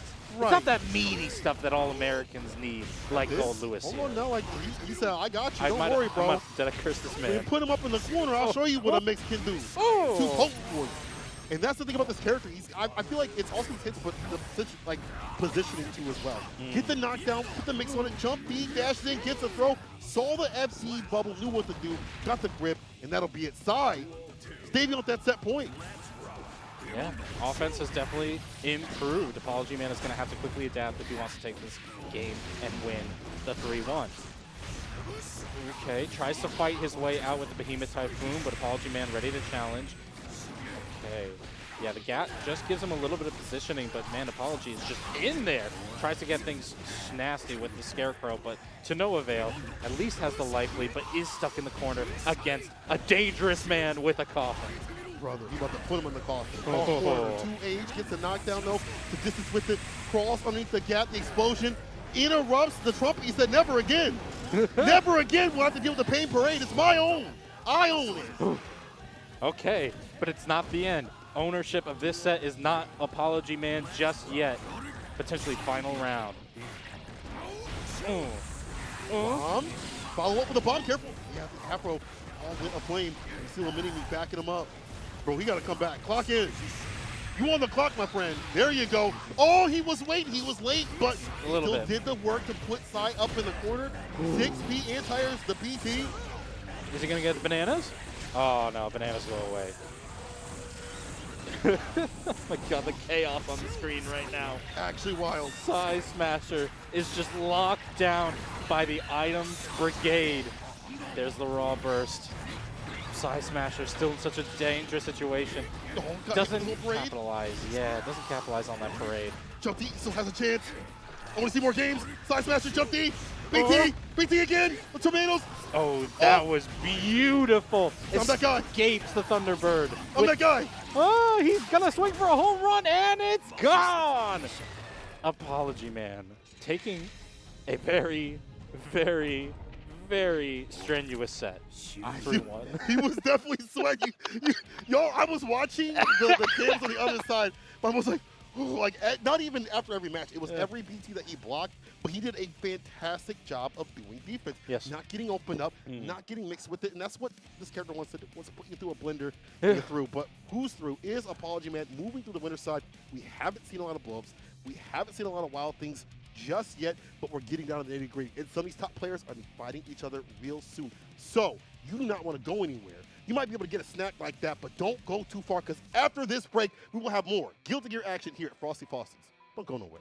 And welcome back to Frosty Faustings. We're out here live for the Guilty Gear Strive Arc Revo final tournament, the 2-day tournament too. Yeah. And boy, do we have some absolute heat for all of y'all. My name is St. Cola. I'm joined with Houseman again. What's going on, brother? I'm just enjoying it right now, man. We have had some fantastic people showing up, having some good sets back and forth, despite the caliber of players showing up. And this is pools, you know, definitely you get some, like, a bit of lopsided matchups in terms of the player skill. But everybody's been having a good fare of it. Everybody's been getting their hits in here and there. Yeah. And in fact, up next, we're going to be having another legend of the Strive community, Leffen. Of course, if you know that, I don't know if more people know the game or Leffen. I don't know which. But at the end of the day, you know who Leffen is. And going up against Quantum, who looks like has the Ramlethal, if I'm correct. Okay. Or is going to be, yeah. They're going to have the Ramlethal. And this is one of the matchups that I think a lot of Ramlethal players despise. Wow. Isn't that surprising to see a Ram player say, man, I don't like this match, and not just be happy? Yeah. But there's reason, right? There's reason. There is good reason. I think part of it is just that mid-range supremacy that Ramlethal used to have undeniably, and to a lesser extent now, but still has bit. Happy Chaos challenges really well. As long as your Happy Chaos opponent has really good resource management, and I mean precise, not saving too much, not spending too much, just right, like the Goldilocks taught you. As long as they're really good on their resource management, it can be tough for you to get your game plans going as Ramlethal. Oh, 100%. I mean, it's tough for a lot of characters too, and it's, you know, I think you're definitely right in terms of like, man, I get to hit you. That's not how the script goes. Yeah. I get to hit you far slash 5 counter and hit sword set situation. You in the corner, I get to put the impression on it. And I think there's also an element of, if you are able to, even though Happy Chaos doesn't have the best defense, his reward for pressing a button or for you whipping something is absolutely amazing. And someone like Leffen, who is a strong competitor in all the games he's played, Dragon Ball, Smash, Guilty Gear Strive, you know, was the strongest in you for the longest. Besides Leffen, I do feel like he won't take advantage of these moments, these opportunities. He's been grinding the game a lot. He just came through recently. I think he came earlier this week and was playing with like Super Noon, Apologyman, and stuff like that. Oh, cool. They're playing out in Series E, I think a few days ago, or last week, I should say. And some other tournaments like TNS as well. Yeah. So he's definitely prepared to be out here. Top 8 last time we saw him at an offline tournament at CEO Otaku. So we'll see what he does out here. A lot of good competition, but he is part of that group. Yeah, part of that group, and also part of the remaining even Happy Chaos group. But this character has not been as popular these days. That doesn't make any sense to me. It doesn't make any sense to me. Y'all sit here and complain about this character. Pick him up. Oh wait, this character is actually kind of hard to pilot. Very hard. You're well rewarded, if not way more for your work. But to manage all the resources with the bullets, to put the curse on them and make sure that, especially now with the, if you put curse on, you start getting negative tension. To rotate that with your concentration and other things, and also your bar tension, is kind of difficult. but we're going to see Leffen do it in style right now. Getting those full screen hits, tries for the dust, and of course makes it safe on the follow-up. And right now, one thing I have noticed against Leffen is he's very comfortable at that 2-bullet situation. Yes. Of getting down to 2 and 1 bullet in the corner, and as long as he has that rotation, he's okay. Because he goes into the Deus Ex Machina, reloads himself, and then just bullies people like Quantum into the corner, gets the Goomba Stomp into the connection. And right now, we're seeing Gun show ablazing. Yo, Leffen, I think it's really important that you pointed out that he likes that style of like, I'll just go to the 2 bullets, get in the corner position, build up on that bar, get the super, get the side switch with the roll. Oh no, here's the throw, Quantum, catching him lacking a bit. Didn't have the gun ready to trade. Not too bad here. The far slash, counter hit, side switch, Leffen, aimbot with the Glock. Ankle stop. Let me stop. Let's just please. Let me stop. Styling right now, and God, that Deus Ex is so well used because again, it puts us back into the situation where you're fully loaded, able to bully into the corner and just unload every shot you got. Right now, Leffen taking game number 1 in very strong fashion. Quantum able to get a few strikes here or there, but not able to follow through and actually lets Leffen out of their pressure sequences, which just goes into a conversion that goes into Leffen's favor. Very smart of Leffen to also start layering things on, but here we go, 5K in play burst, and that is so good for Leffen. That's so good for this character to get that distance. We talked about this previously, but gets the follow-up up in the corner. How's your innate defense? Because Happy Chaos doesn't have the best, but if he presses like a good 2S counter hit, it'll definitely lead him out of the corner. There or we just jump out. Beautiful jump out. Quantum having to actually burst just to stop the pain. But here Leffen comes nonetheless. These dust mix-ups, of course, made safe, and then rolls to the side, shooting like a bad guy. Leffen catches the backdash, reloads off of that knockdown just to keep himself in a good situation. But good challenge from Quantum. Yeah, I like this fight back fist in RC situation. Trying to get them in the mix, but Leffen was already in the air right there. Caught him legal with the 6P, dash up, tag. Yo, they can still get this. RC's waiting for the heavy shot. Big concentration, 2 bullets, side switch again, Leffen. It's so hard. It's so hard, you don't know which way he's gonna go. Is he gonna stay in distance with those 2 bullets? It's almost a mix-up. Is he gonna shoot me? Is he gonna go for the dash up? If he does, if I whip, I get hit. And right now, round start, still getting hit. Oh my God, we're being juggled today. Barman Bailey's. I'm surprised that burst actually worked there, but you know what? Good for Quantum. Was able to find a few ways out of Leffen's pressure and also get a good round lead there, but now we're just getting the bullying that Leffen and this character are very well known for. You can see the same bullying sort from Quantum, but the burst is definitely going to make this worse because now, again, Leffen gets to play the pace that he wants. Oh, and the throw. One more shot with a follow-up. All he needs, he's got one more shot with the Glock, but this is all he needs. Concentration. He has no bullets, no concentration. It's red. But Quantum, you know what? He's got normals. It's unfortunate. He's got normal. and the rough part is that, sure, the resources were not. Leffen had no resources there. But Quantum also had no health. So the most important resource that you need to make that approach was just gone. Leffen right now up 2-0 against Quantum. Quantum isn't showing like a lot of bad things. It's just I feel like Leffen is allowing a lot of what Ram wants to do. We talked about that previously when this match had happened. Gets the sword back. Oh my God. Just sits there with the scapegoat protecting him. Leffen acting like the villain he can sometimes be. Just reloads and pop. Gonna get that wall break, gonna get that bar back just like that backdash. Looking to clip a button, but yeah, that's what punch here from Quantum. They're doing a fantastic job until they got jumped in on. You're looking for a /5H, and that jump in button will take care of all that plus more. And the RC right after, he said, just in case. Just in case. I don't want to let this meter go to waste. Quantum right now, swinging away though. I like this aggression because one thing that we know is that Happy Chaos is not good on their back. Yes. Leffen getting air thrown out of their approach, but just the Abare. See that 2P? See how much you get off a 2P? All these exchanges, if you do press, you are definitely rewarded. See if Leffen go for the roll. Gets the concentration. 2 bullets up in the chamber. Reloads for the 4. A lot more in sword, but Leffen cannot get hit. The burst puts it back. Woo! That backdash. Woo! That was nice. Quantum getting around for themselves, maybe showing signs of life here as Leffen tries to end things.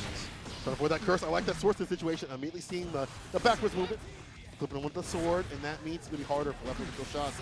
The Glock. Leffen's just sitting there, not using any resources, not using any bullets. Oh. Long has a couple in the corner. Okay, the jump back shot. Slump. Dust. Yeah, I like millionaire. Yeah. You don't have the bar for the super. No need until you get right about this next combo, I would assume, get that wall break situation, get the bar back and the bullets. Oh! I like that. Saw the orange glow, goes for the throw. YRC is blocked but not punished. Right there. Oh, Leffen gets the side switch they needed. Whiffs the dust, but you know that bullet's coming nonetheless. Good jump out from Quantum, who may be able to take this game. They had the bar? No! They had the bar! Oh, no! They had the bar! Houseman! Oh! Air throw, though, cleans it up. Quantum still in the game. Oh, they have earned that game. Sit back, relax, if only for a second, because we're going into game number 3 Give now. yourself a pat on the back. Round star, far slash, forcing the burst, not too bad, but this is the worst because you're still put up in a position where this character gets to dictate. And never mind, they're fine back throw, though. Quantum with these great reversal back throws. In another throw. I swear, I can hear the audience now more than ever. They have been awakened by Quantum, opening up Leffen in ways no one expected to have happen. Okay, trying to, again, avoid the curse, but it's not called for the corner. It's not over, though. Throw. Left it with the red RC follow-up. Concentration, burst situation. Quantum has to go in. RCs, Whoa. the fade away, the shimmy, the finesse, and bless. Amazing. Whip punish round start. Oh my god. Yo, Quantum kind of locked in right now. Yeah, Quantum gaming. Quantum is gaming right now. The dust is going to hit, though. Leffen is trying to get this bleeding to stop before it gets out of hand. Deus Ex Machina to get the hard knockdown, the reload, and the win condition for this round. You ain't lying. Could be going down for the mix. After he gets some space up in this place, but man's got the shot of the clock and he ain't gonna stop with the RC. Look at the blocks! Look at the, oh no, never damn. mind. Gets open up there, not fine. Ain't no fool with this tool. Leffen. Set point. We got a conversation going on right now. I like them. They are. We got a conversation. They in the parking lot of a Waffle House. They swinging, bro. They swinging. Oh, but that's the chair, the Goomba Stomp right now coming in spades. Reloads with concentration not too high. Curse still afflicted though. Quantum is on death's door, but you know what? Not today. Burst. I swear, I can't believe this character gets burst. It's so torturous. This is very torturous. You're in a distance against this character. 3 shots at the Glock, 2. And the bar builds up, 2. The jump in, the call out. Oh, he's out. Doesn't convert. Oh, concentration, air to air, though. Because I don't need bullets. I'll get it done without the gun. That being said, what a set between these two. Shoutouts to Quantum for finding a nice little spark right at the end there to at least warm my heart. That was fantastic, but unfortunately a little too late. It was already 2-1 in Leffen's favor, and it's very hard to make that comeback at that situation, especially in a matchup that it just doesn't look very much in Ram's favor. And the decision making from Leffen has been fantastic. Yeah. Early burst. Yes. You know, you put yourself in a good position where you're full screen and you get to dictate that pace.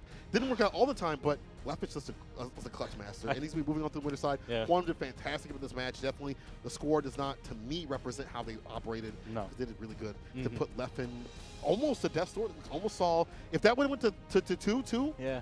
I don't know if I could call that. And Leffen's, you know, either go or one of the goats of the game, but Quantum was kind of cooking. So we'll see who's cooked up later on in these brackets. Quantum could come back. You could from the loser side, but we'll see. Who do we have next, though? We got Jiro. We got Kynomite.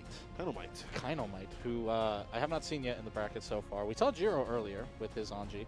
Honestly, the stuff bringing out the delay fall to give a mix-up, the absolute fantastic corner carry sequences, showing for a person that's just absolutely perfected their character, in my opinion. I don't think there's any better you can do. And right now they're trying to show that statement by taking this tournament, getting that qualifier spot. Kynomite looking to be maybe a roadblock in their trip. Maybe there'll be a stop sign. Maybe. You never know with this stuff. There's always the person that goes down to, in the terms of the top competitive scene, a relative unknown. That's true. We've seen it. I mean, Newmanheimer was one of the best online, but when he was offline, he's more than fine, qualifying as Iotaku. That was his first offline major. Yeah. Could happen here.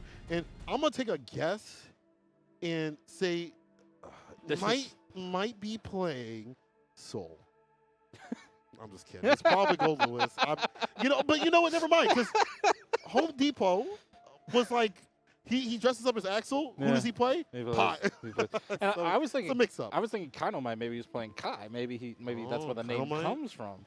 But yeah, you know what? I'm terrible at the character select mix-up. It gets me every time. I always guess wrong, no matter what game it is. I can't. It's all it is me stalling for time at the end of the day. Meanwhile, Jiro obviously, as mentioned, going to pick the Anji. Yes. I don't know who you would even pick as a sort of counter, or who would you want to pick as a counter pick to I feel Anji? like there's a lot of characters. From Anji You got a players tell buffet me, of characters. they're just like, bro, you pick anybody else on the cast. It's not as bad as that. There's some good characters that I'm sure Anji could fight or even go even with, but it's lacking compared to the likes of the top tiers. Man. Just Yeah. if you pick out Chaos, ain't gonna you ain't worried about nobody except for maybe Bridget, from what I hear. I actually asked Leffen about that previously. Really? Yeah, Bridget might be a counter to Happy Chaos. Some of the Japanese. I call Bridget players are saying. shenanigans. I call Oh, you know what? If it's more than just Leffen, then I maybe. can see like a maybe even, but I have to see more. You know what? You know what it is? I've commentated this game for a while. I have yet to commentate a Bridget match. Really? I have yet to commentate a Bridget match. It's very minimal Yeah. on my side, and I'm on a series like dang near every week. I'm like, besides Diaphone, not many people. I see Hotashi dabble in that character. Yeah. I think that she's really good. I think that she's fantastic. Do you think you should maybe underrepresent it just because of the relative newness of the character? I think it's newness. Okay. I think she's really good. If you're a Bridget player, last season you dropped her, you should pick her back up. Let's just put it that way. She doesn't do as much damage to other characters, but I feel like everything else about her is great, except for her damage and her health. That's it. I feel like damage is so important, though. But her situational stuff that she gets, the fact that she builds up bar so much and then leads in these mix-up situations, command grab and stuff like that, it's just continuous. Her buttons got way better, but anyway, the buttons we're going to be seeing are Anji and Goldlewis's. Yeah, I was about to say, who's not lacking in damage? Who's that? Goldlewis. I mean, both these characters, but you ain't lying when it comes to Goldlewis. Goldlewis, we've seen the damage he can do. We'll see if Jiro even lets Kynomite show off that damage in this set. We're going to be letting the intros rock, which I always appreciate on the occasion. Yeah, let the intros rock. Let's go full Guilty Gear with it. I like that. Yeah, show me something. I always forget. Plus, I wouldn't want to rush into. I'm trying to really stare down the person and be like, fight me, fight me now. All right, Mike. Let's see what you can do against Jiro. All right, ladies and gentlemen, game one of this set starts now. Ooh, the jump-in hits, and Jiro has to do a very defensive burst. But you know what? Got back in the mid-range. Good burst from Kynomite, though, putting Jiro in the corner. Yeah, a little less room, but we're back to mid-screen. Blocks where the overhead actually gets a counter hit. Uh-oh, BT side switch. BT again. Anti-air counter hit on the wake-up. Oh, yeah, a little bit of shenanigans going on there. Kynomite taking advantage of it. Nice backdash from Jiro, though, avoiding the Behemoth Typhoon. If you come with backdash against his character, the area right there, that deletes the sentry off the table. If you get hit, it's gone. And right now, Jiro, that wall break bar at the bottom too as well. All they can do like RC. Okay, just tap a little bit, set up the bird. But that's the word. There's the overhead. Jiro managing to eke out round number one. All right, right away into the second one now. Big swing still coming from Kynomite, and I worry that Jiro is going to become better and better at whiff punishing all these massively whiff throws. Nice dance through the Thunderbird there. Sets up a situation, though, that Kynomite can still bully him in. Or that's something you set up, like you set up the sentry just to, sniff something out from Jiro, like he goes for like a spin, get a throw, but through the gap just like that, with him with the super.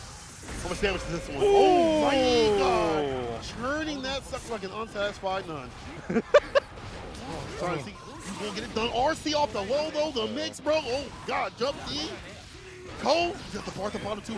Yeah, tit for tat in terms of damage there. Jiro landing the overhead, extends damage, and the wall, the biggest foe of all, does the killing blow. Jiro taking game number one, not without taking a few pummelings. Yeah. He get hit a few times. But honestly, with Bar, this character can work, and that's the dangerous. Like, those mix-ups get a lot nasty. He backdash 6P. Brother, Jiro so ready and steady. Anti with a 5P this time for the counter hit. Of course, he had the burst from Kynomite. This proactive, it's a mixture of offense and defense from Jiro, who is being patient off of those knockdown opportunities because he knows if Kynomite's given an opportunity to jump, the mix-ups can be remarkably dangerous in his favor. Right now we're seeing Kynomite with that pressure and with that damage. Good interruption from Jiro though, who starts a fake out on the follow through. Oh my god, with the fireball follow-up too as well. Nice reversal to the E-starter. Sets out the cinch, like the air there right there. Just a little bit too shallow. Anti drops him down, the dash up throw. He ran down from the cul-de-sac, and just like that, Jiro getting closer and closer to game point. Feeling comfortable. If you could dash up on Goldlewis like that, you definitely feel mad comfortable. Oh, good lord, the damage is coming from Kynomite now. Jiro has been able to interrupt before, escapes with a nice super jump into the air dash, and right now has the corner situation. Kynomite has been struggling here because the reversal options are limited and few. And you see a lot of backdashes too here, just allowing a lot of those BTs who are coming through. I think this time he blocked. Yeah. Oh, he just went. But he actually didn't get punished for it. Jiro still at least having the corner, still being a monster with this pressure. Sets up a nice spacing trap, gets the counter hit from it, but a nice jump. Until burst happens. Yo, look at the fireball follow too as well, but here's a counter hit. Might be able to finish this. BT, that's the other one. FD gets some space, but it's not over. The sentry to follow up. In the air-to-air right there, finally working out. We haven't seen too many of those happening. Yeah, you see Kynomite actually live adapting to what Jiro's trying to escape from. Ooh, that is a nasty counter hit. Look at this corner. Ko, wall break with the super. Okay. You know, we want that Oki going and flowing. We want that bar back. It's my bar and I need it now. Well, that positive bonus is certainly going to give it to you. Going right to the corner immediately. Fujin sets up for another situation. Nice jump back, but the D was a little too much. D, 5P. Side switch, I love it. Kynomite getting in, side switch situation. This is good. FD for some space up in this place. With that low. Hey, yeah, both of them just attacking away. Kynomite may be able to finish things off. Yeah, sets up the laser beam. That is almost a checkmate. Yeah. Yeah. What are you going to do there? Oh, yeah, cheap, huh? We'll show you what's really cheap with this character. You were talking about weighted clothing earlier. How much does that skull weigh? That's probably about 70, 80 pounds on that neck. He gonna take that off later and be like, oh, man. I'm ready for grand final. Okay, right now though, Kynomite taking a game, as mentioned, 1-all in the set. Jiro getting interrupted on his sequences, but not to big avail. Interesting. It's okay. I like these Gatlies are playing. Yo, backdash! Oh, that was a surprise. I hate that BRC. I hate that BRC. It freaks me out every time. But it's so imperative to like switch up the approach, especially when you're doing the BTs. It seems like you didn't get the biggest punish from the sequence, but you did get the overhead, the follow up, jump K, BT again to get some space with the jump K once again. Jiro not letting Buddy leave. It is jail, no bail. Ooh, big man got the big gut, and thankfully a lot of life too. Just gets clipped by a fan. Jiro seals the deal for that round in a very nice fashion. Rob more dominant with his corner position. But I do like the interruptions. Cannot put that Fujin spin on me. Whips the 6P, just a weird kind of 6P. It reaches at this like range above his head, but as a normal 6P, not the best. This one can put you to the rest of the anti-air. Okay. Good blocking from Kynomite, who's had actually, he even challenged there and still managed to block the fan follow-up. So decent defense, but still Jiro is going all in and making it worth his time. Brother, looking out for that jump through with the 6P. Fantastic play. RC's again. Lock him in the corner. Maybe Giovanna like that. He can permit a super, but speaking of super, I think this is blocked. Might be not hit nobody with that, but it's not a wrap. Jiro didn't finish it. Thus will do it though. Jiro cleans it up. I will say, mildly concerned here for Kynomite. That defense, while strong in terms of holding him down back and switching him up back, not good enough for getting him out of the corner. And that's going to be key and essential. Because I'm sorry, with Jiro, you're just going to end up in the corner at some point. He has a lot of methods. You see 6P, Fujin continuously to push in the corner. Red RC base up the burst. Oh, even the biggest boys explode. Oh, they explode with finesse there. Jiro working on a perfect right now. Okay, there it goes with the Behemoth Typhoon, but that is maybe the only hit Kynomite is going to get in that round. Set point, Jiro. Jiro just has a good template of buttons right after. We see the anti-airs every so often. Now we see the low, the Nagi-Ha. Spinning in, 2P burst though, stay away from the worst, not be put back to the screen.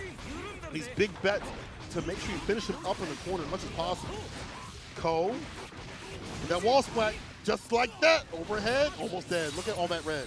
Look at all that red. I feel like that is the mental damage for Kynomite right now, who is, never mind, I spoke too soon. Set him up beautifully with the Thunderbird, gets him with the forward throw, sets up the cringe laser. The cringe laser? Oh, hey, yo, shouts out to C4. Mix his cringe. Mix his cringe. Jiro said, I've become the cringe. Unfortunately right now, Kynomite has become one with the corner. Stuck in there by Jiro. No burst to save him. And that'll be it. The set goes 3-1 in Jiro's favor. And you know what? Shout out to Kynomite putting up a fight. Getting that game. Yeah. Getting that game. Again, so few 3-0s, which you often see in these pool situations, especially when we get these top level players going against more of the local scene that maybe haven't reached that skill level yet. But that's a good sign for them. Yeah. Because like that means if you just push yourself, if you travel, if you just work hard, you could be there. You could. I mean, we saw a lot of good things. Obviously, Jiro towards the end was just denying and applying a lot of that pressure, denying the like him leaving the corner, denying him with the jump beats and things like that. A lot of good matchup knowledge overall from Jiro, but it wasn't like completely free. No, it wasn't like, oh, I just picked up the game and this dude is just a grandmaster or whatever. But it's good that we see the community in totality rise up as a unit, because I feel like in other games you watch them play and there's a more diverse spread in terms of like who's bad and who's good. Guilty Gear feels like a lot of people are just already good. I don't want to say they start off good, but a lot of the Guilty Gear players base level are good. Yeah. With other games, it's not so much. Maybe that's the netcode being able to crack out so much and play a lot and practice a lot. So it's good that we have this team that's super strong, and we're going to be seeing some strong action right here. Jonathan Tene going up against 40% flash kick. You don't need 100% to do it, because this dog, Jonathan Tene, that's J Nasty out here. I haven't even seen him in a bit in the Series E or the tournaments. It's been a while. It's been a while. It's been a while. Yeah, JT, where you at? But you know what? I feel like, honestly, JT was one of those players that I've heard about before offhand, but I really had to look into him to see what was going on. Like why was he seated top in his pool? Right. Right? And what I saw was somebody who is a dark horse. Someone who will just come in and I genuinely think he has a chance of taking set today. I think so. I mean, there's like 20 people who say that. I know. But you're right. But Like, you got to narrow it down to one. And I think there's I do think John has something in him to maybe take that next step. He's going to have to show it off against 40% Flashkick, who was showing off to the crowd earlier. Not only showing off his shirt there, but showing off his Geo. Who was doing pretty well against his Ramlethal opponent. That's true. It's Jonathan Tene, though, bro. He's come to the end. He's come to the end. this might be, but I don't want to prophesize on demise. I mean, 40% could definitely do it. However, Jonathan Tene, you know what his thing is? It's 5P. Ain't nobody 5P like him. Ain't no other Zando player as clutch as him on defense. And some of that comes from reversal 5Ps. Even without bar, he just has such a good tendency of when to sniff out, when to hit 5P, when to defensively 5P, or get the most out of if he gets a red RC follow-up. I feel like those defensive tendencies are very important because Zando players do not block. Yeah.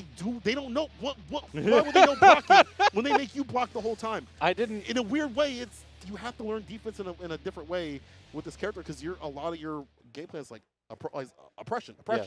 If you're not pressing, you are going to lose. That's just the way of the game.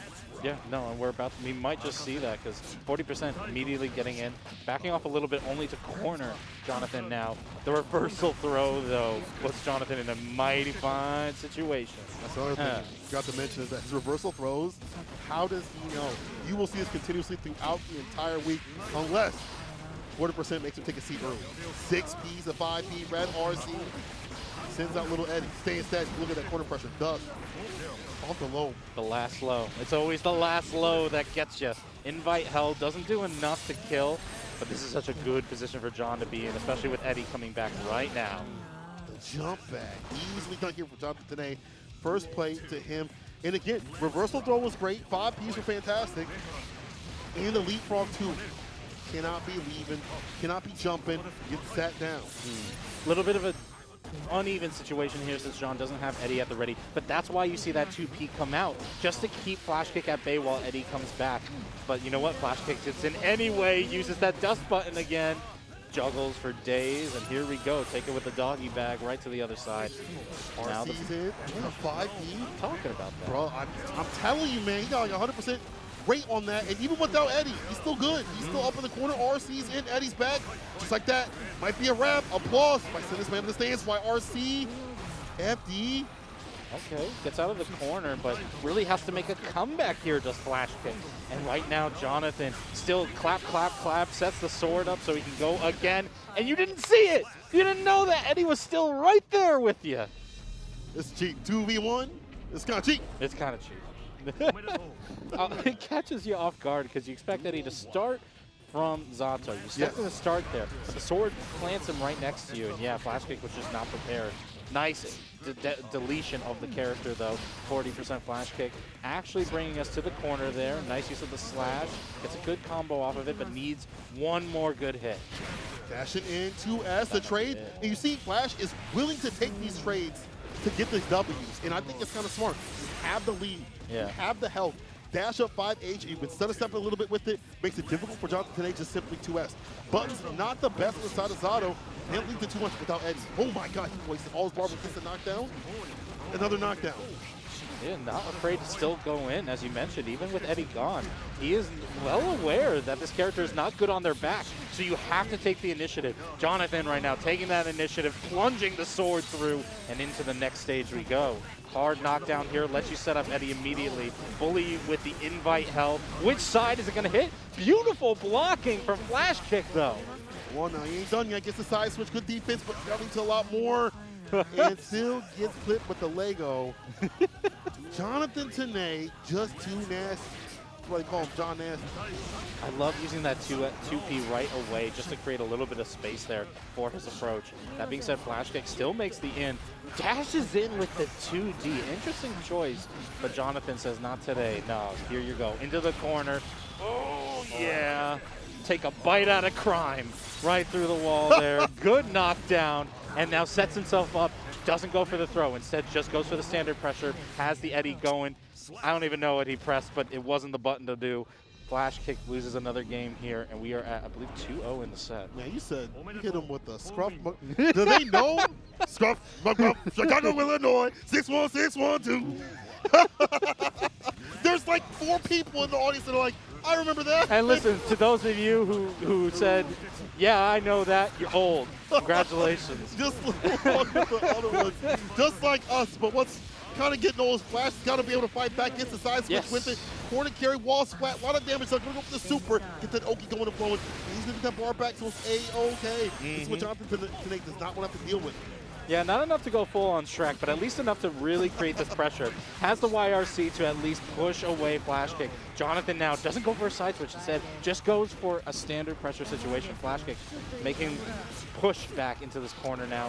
Gets challenged with those P options, as you mentioned. Submerge!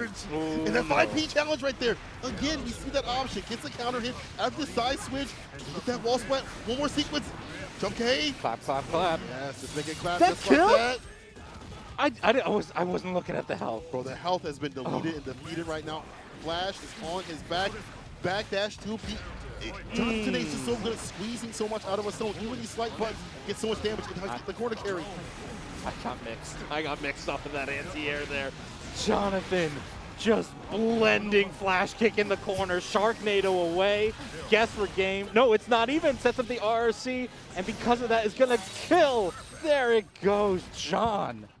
I tell you, I think he's the dark horse here. You think he's the dark horse? I think he's a very shining, obvious horse right now for that play. That right there, nah, buddy was like, hey, look at me. Remember I'm here? Y'all talk about Latif. I talk about John Nasty. Oh, John Nasty. Looking beautifully nasty. 3-0 in the set. And that'll end this block, ladies and gentlemen. Oh, really? I've been having fun. I hope you've been having fun. I hope you've been having fun, Cola. You've been crying half I've the time. been crying because the action's so good. It's my allergies, but you know what? I'm not allergic to great Guilty Gear action. I know y'all are not allergic to this great action, so I know you're going to take a seat and stick with us even after this break. Don't go nowhere. When we return, more Guilty Gear Strive out here at Frosty Faustings.